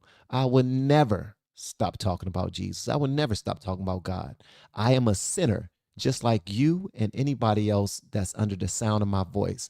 You are dumb as fuck, Blue Eyes, for even saying something so damn stupid. And I have to say that. You are dumb as shit to even say out of your mouth that someone doesn't sound Christian. They need to stop talking about God and Jesus because they don't sound Christian. That's stupid. And I hope you fix that about yourself, because none of us are perfect. All of us were born in sin, shaped in iniquity. Every single last one of us. And the only time the church is perfect is when not one single soul is inside of that church. Because as soon as the pastor walks inside, it's no longer perfect. A deacon walk inside, it's not perfect. A deaconess or trustee walk inside, it's not perfect anymore. God is what makes us perfect. God is what's good. We're not even good. Do you understand what I'm saying? We're not even good. God is good. His word is good. Just because you're butthurt that someone you love and care for and honor, like Erika Kirk, has been targeted by a comedian, you believe that they should be protected because what? They're above everybody else that's Christian? I call bullshit. If you are a Christian out here and you believe that somebody needs to sound or play or look apart, then guess what? You have missed the mark. You're the type of person who won't give people their time of day unless they fit the profile that you deem important enough for your time. If they're not worthy of your time, if they're not worthy of your dime, you're not giving it. Me, I talk to anybody about anything. And I open up the doors so that you are free to express yourself. But what you're not going to do is tell me not to talk about God. Guess what? It was one guy in the Bible who the Lord said, God said, was a man after his own heart. Do you guys know who that was? That man was David. Do you know what David did in the Bible? Not only did he lust after somebody else's wife, shout out to Bathsheba, as she bathed on the roof and publicly, and he can see her because he was a little higher than her, but he lusted for her. So he sent her husband into battle to die so that he can have his wife.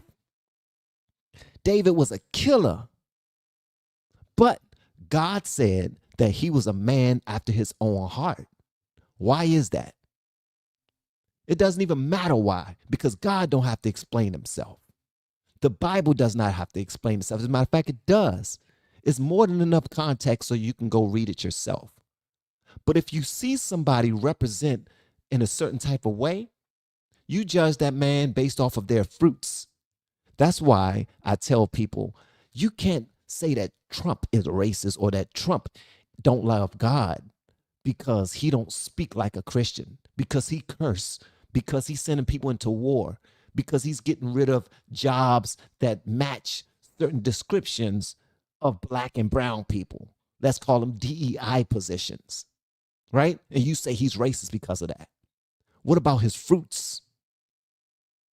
What about his fruits? Does his fruits match racism? The answer is no. Does his fruits match Christianity? The answer is yes, because you judge a man by their fruits. So miss me with that bullshit. Blue eyes, 69, 99, 29, whatever your name is. And on top of that, you're a coward.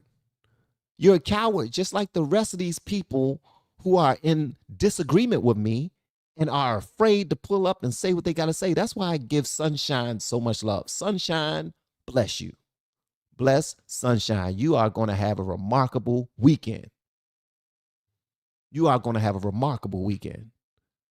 And I appreciate every single thing that you said, whether you agree with me or not. But at the end of the day, guess what? I know who I am. I just love to speak to people who believe that they got me figured out so they can see for themselves that they got some more figuring out to do. Because I'm not that guy. I'm not like anybody else. I am Van. I'm me. And I love me. and I'm going to curse, and I might not make it into heaven. But your lily white ass think that you can pull up and say, you're not a Christian, so stop talking about God. No Christian should ever tell anybody to stop talking about God. Ever. No Christian should ever tell anybody to stop talking about Jesus. Are you kidding me? Judge me by my fruits. My fruits are undeniable. Undeniable. And guess what? They're not from my own doing. They're from God. My fruits are from God. My blessings are from God. Lame ass people, man. That's what I don't like. I don't like when people try to point out, see, the same thing that I say for myself is the same thing that I say for Trump too. I'm like, judge that man by his fruits. This dude don't drink. He don't smoke. He got children that respect him, who are extremely successful in their own right and collectively as a unit. This dude don't just have baby mamas. He married them first, then put a baby in them. And then if it don't work out, he get another wife and then put a baby in them. And if that don't work out, he get another wife and then put a baby in them. You see how that works? It's a difference between him and other people who are just going out and just spreading their seeds all willy-nilly. That's not happening. So at the end of the day, man, I'm trying to be as I don't know who Van 1973. Who are you fussing with? But y'all see how she rolled out. Y'all see how she rolled out, right? That's what Satan does. Satan will flee as soon as you talk about the Lord. And they would try to mask themselves as Christians when they're not. They would try to mask themselves as children of God when they are not. But as soon as you start showing them that you are a representative of the Lord, they flee. Demons flee when the Lord shows up. Period.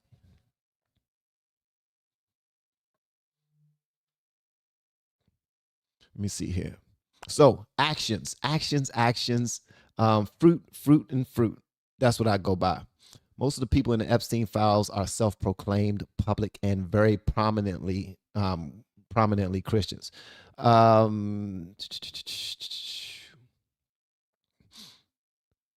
Yeah. Shout out to Blue Eyes for not pulling back up, for saying what she had to say. And I hope you're still listening, Blue Eyes. I hope you're listening.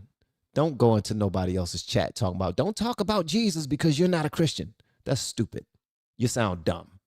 You sound like you got some more reading to do in your own Bible. And just in case you don't know what that is, that's the basic instructions before leaving Earth. You know the book, the #1 selling book in the world of all time? That book. You need to crack it open.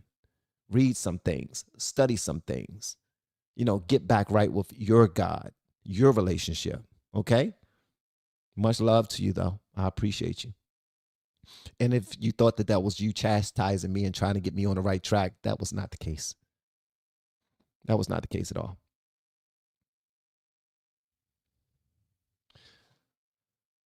Let me see here. All right.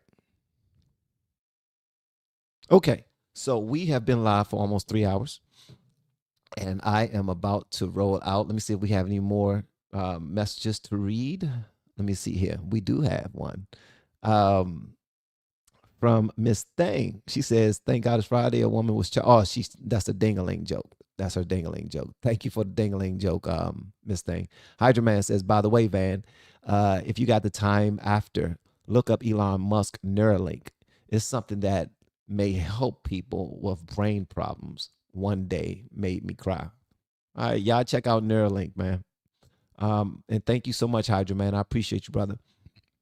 He also says, "I got to point out about me, Van, that you said on your last stream about my spelling and how I was writing my spelling is bad and my mind thinks faster than I can spell. So I do miss putting words in." Okay. Yeah, you was explaining that about how your when you had your seizure, that affects how you write and whatnot as well. So I completely get it. This was fun. See, I need more people who will challenge me. That's what I want. Challenge me, god dang it. I like being challenged. Yes, challenge me. I love that. Yeah, the Bible says, study to show thyself approved. Apparently, a lot of Christians skip that part. But you're talking to somebody who was ministering for a long time. I was even part of a ministry band. I'm talking about drums, guitars, keyboards, microphones, all of our speakers. We would go set it up in old folks' home, retirement homes, funerals, and we would minister. We would literally minister to people. I'm talking about sometimes we would have songs that we would be planning on singing, and the moment only called for prayer, going into deep prayer for the people who are listening to you and watching you and are there and present. Sometimes people think they got me pegged. They do not. Paul's no Diddy. But that's cool. I love it. I love when people think that they can underestimate me. But what they're doing, really, they're underestimating the Lord, because I am a soldier in the army of the Lord.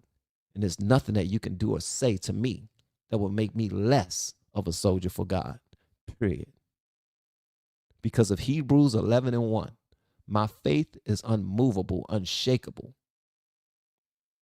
Now faith is the substance of things hoped for, the evidence of things not seen. And because of that, I'm going to continue to rock how I rock. Thank you for having this conversation. We need this for sure. Thank you so much, Van. I appreciate you. Your name Van? Your name Van, bro. You was born in 73. Let's go.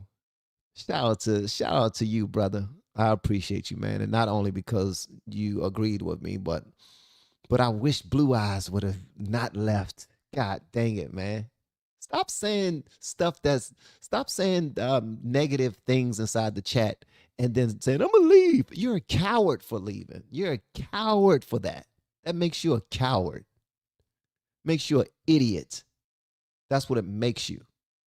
And hopefully you go and tell everybody. I hope you got a big platform and you go tell everybody to stop following Van and to cancel him because he is this, and this. I hope you do that. Because I don't want no fake ass people around me, no way. And that's facts. Thank you so much for the super chat, for the love, and for defending yourself inside of his last name is Van Auken. Okay. All right. Well, nice meeting you, Van Auken. Nice meeting you, brother. Also, I want to say to you all that if you are looking to start a YouTube content creation journey, reach out to me. Let's get it going. The way that you can sign up quick is by grabbing the course, and then you will be hearing from me right after you do that. Don't believe me? Grab the course and watch what happens. You're going to reach out. You're going to get that course. And next thing you know, I'm going to be on the phone like, yo, thank you for buying the course. What's going on? How can I help you? That's how that works. Shout out to all of my people who are in the chat who got their own channel. Shout out to Nanny's Take on the World. Shout out to Wheezy Unfiltered. Shout out to Hadassah Inspires Us. Shout out to Renee Suzanne. Emily Did It. Shout out to WTF For Real. Speaking of, thank y'all so much for going to the GoFundMe and helping out WTF For Real and his family. I appreciate you guys. Teddy Marcel said he's coming soon as well. Much love to you, brother. I appreciate you. Everybody go ahead and do y'all thing. Make sure y'all look out for yourselves. Pray, and pray. And when you pray, guys, I have to say this. When you pray, please do me a favor. Spend majority of that time thanking God for all the blessings that you already have. Because a lot of times we would just speak to God and then we will ask for stuff for the majority of the time we're praying. Doesn't work that way. It doesn't work that way. I, for one, bless my kids and will take care of my kids, pay for something that they want, as long as they acknowledge all of the things that they have and how blessed they already are first. Then I will look out for them for anything else that comes after that. Our Father is the same way. He wants us to acknowledge the fact that we understand and we see the blessings that we already have. That we know that it's not for our own doing that we have gotten as far as we've come. We've come this far by faith and leaning on the Lord, trusting in his holy word, because he has never failed us. All right? Okay. You're not Christian. All right, listening while I cooked and cleaned, but you are entertaining, motivating, and inspiring me at least. Well, thank you so much, Nona and Lou. I appreciate it. That means a lot to me. All right. Hi, guys. I'll see y'all in the next one, man. I'm out. Hopefully I pissed y'all off good enough for y'all to go ahead and be mad and say something negative, because that's what moves the needle. Y'all have an amazing day and enjoy your weekend. Peace. We have been helping people grow online. It has been absolutely amazing. We have helped many content creators get from zero to monetization in under 30 days. We even have a couple of these superstars who did it in 1 or 2 weeks. If you want to learn how to do YouTube, I don't care your age, I don't care what skills or talents you have. Trust me, I can help you do it effortlessly. Just reach out to me with the word coach and we can get it done. One more thing.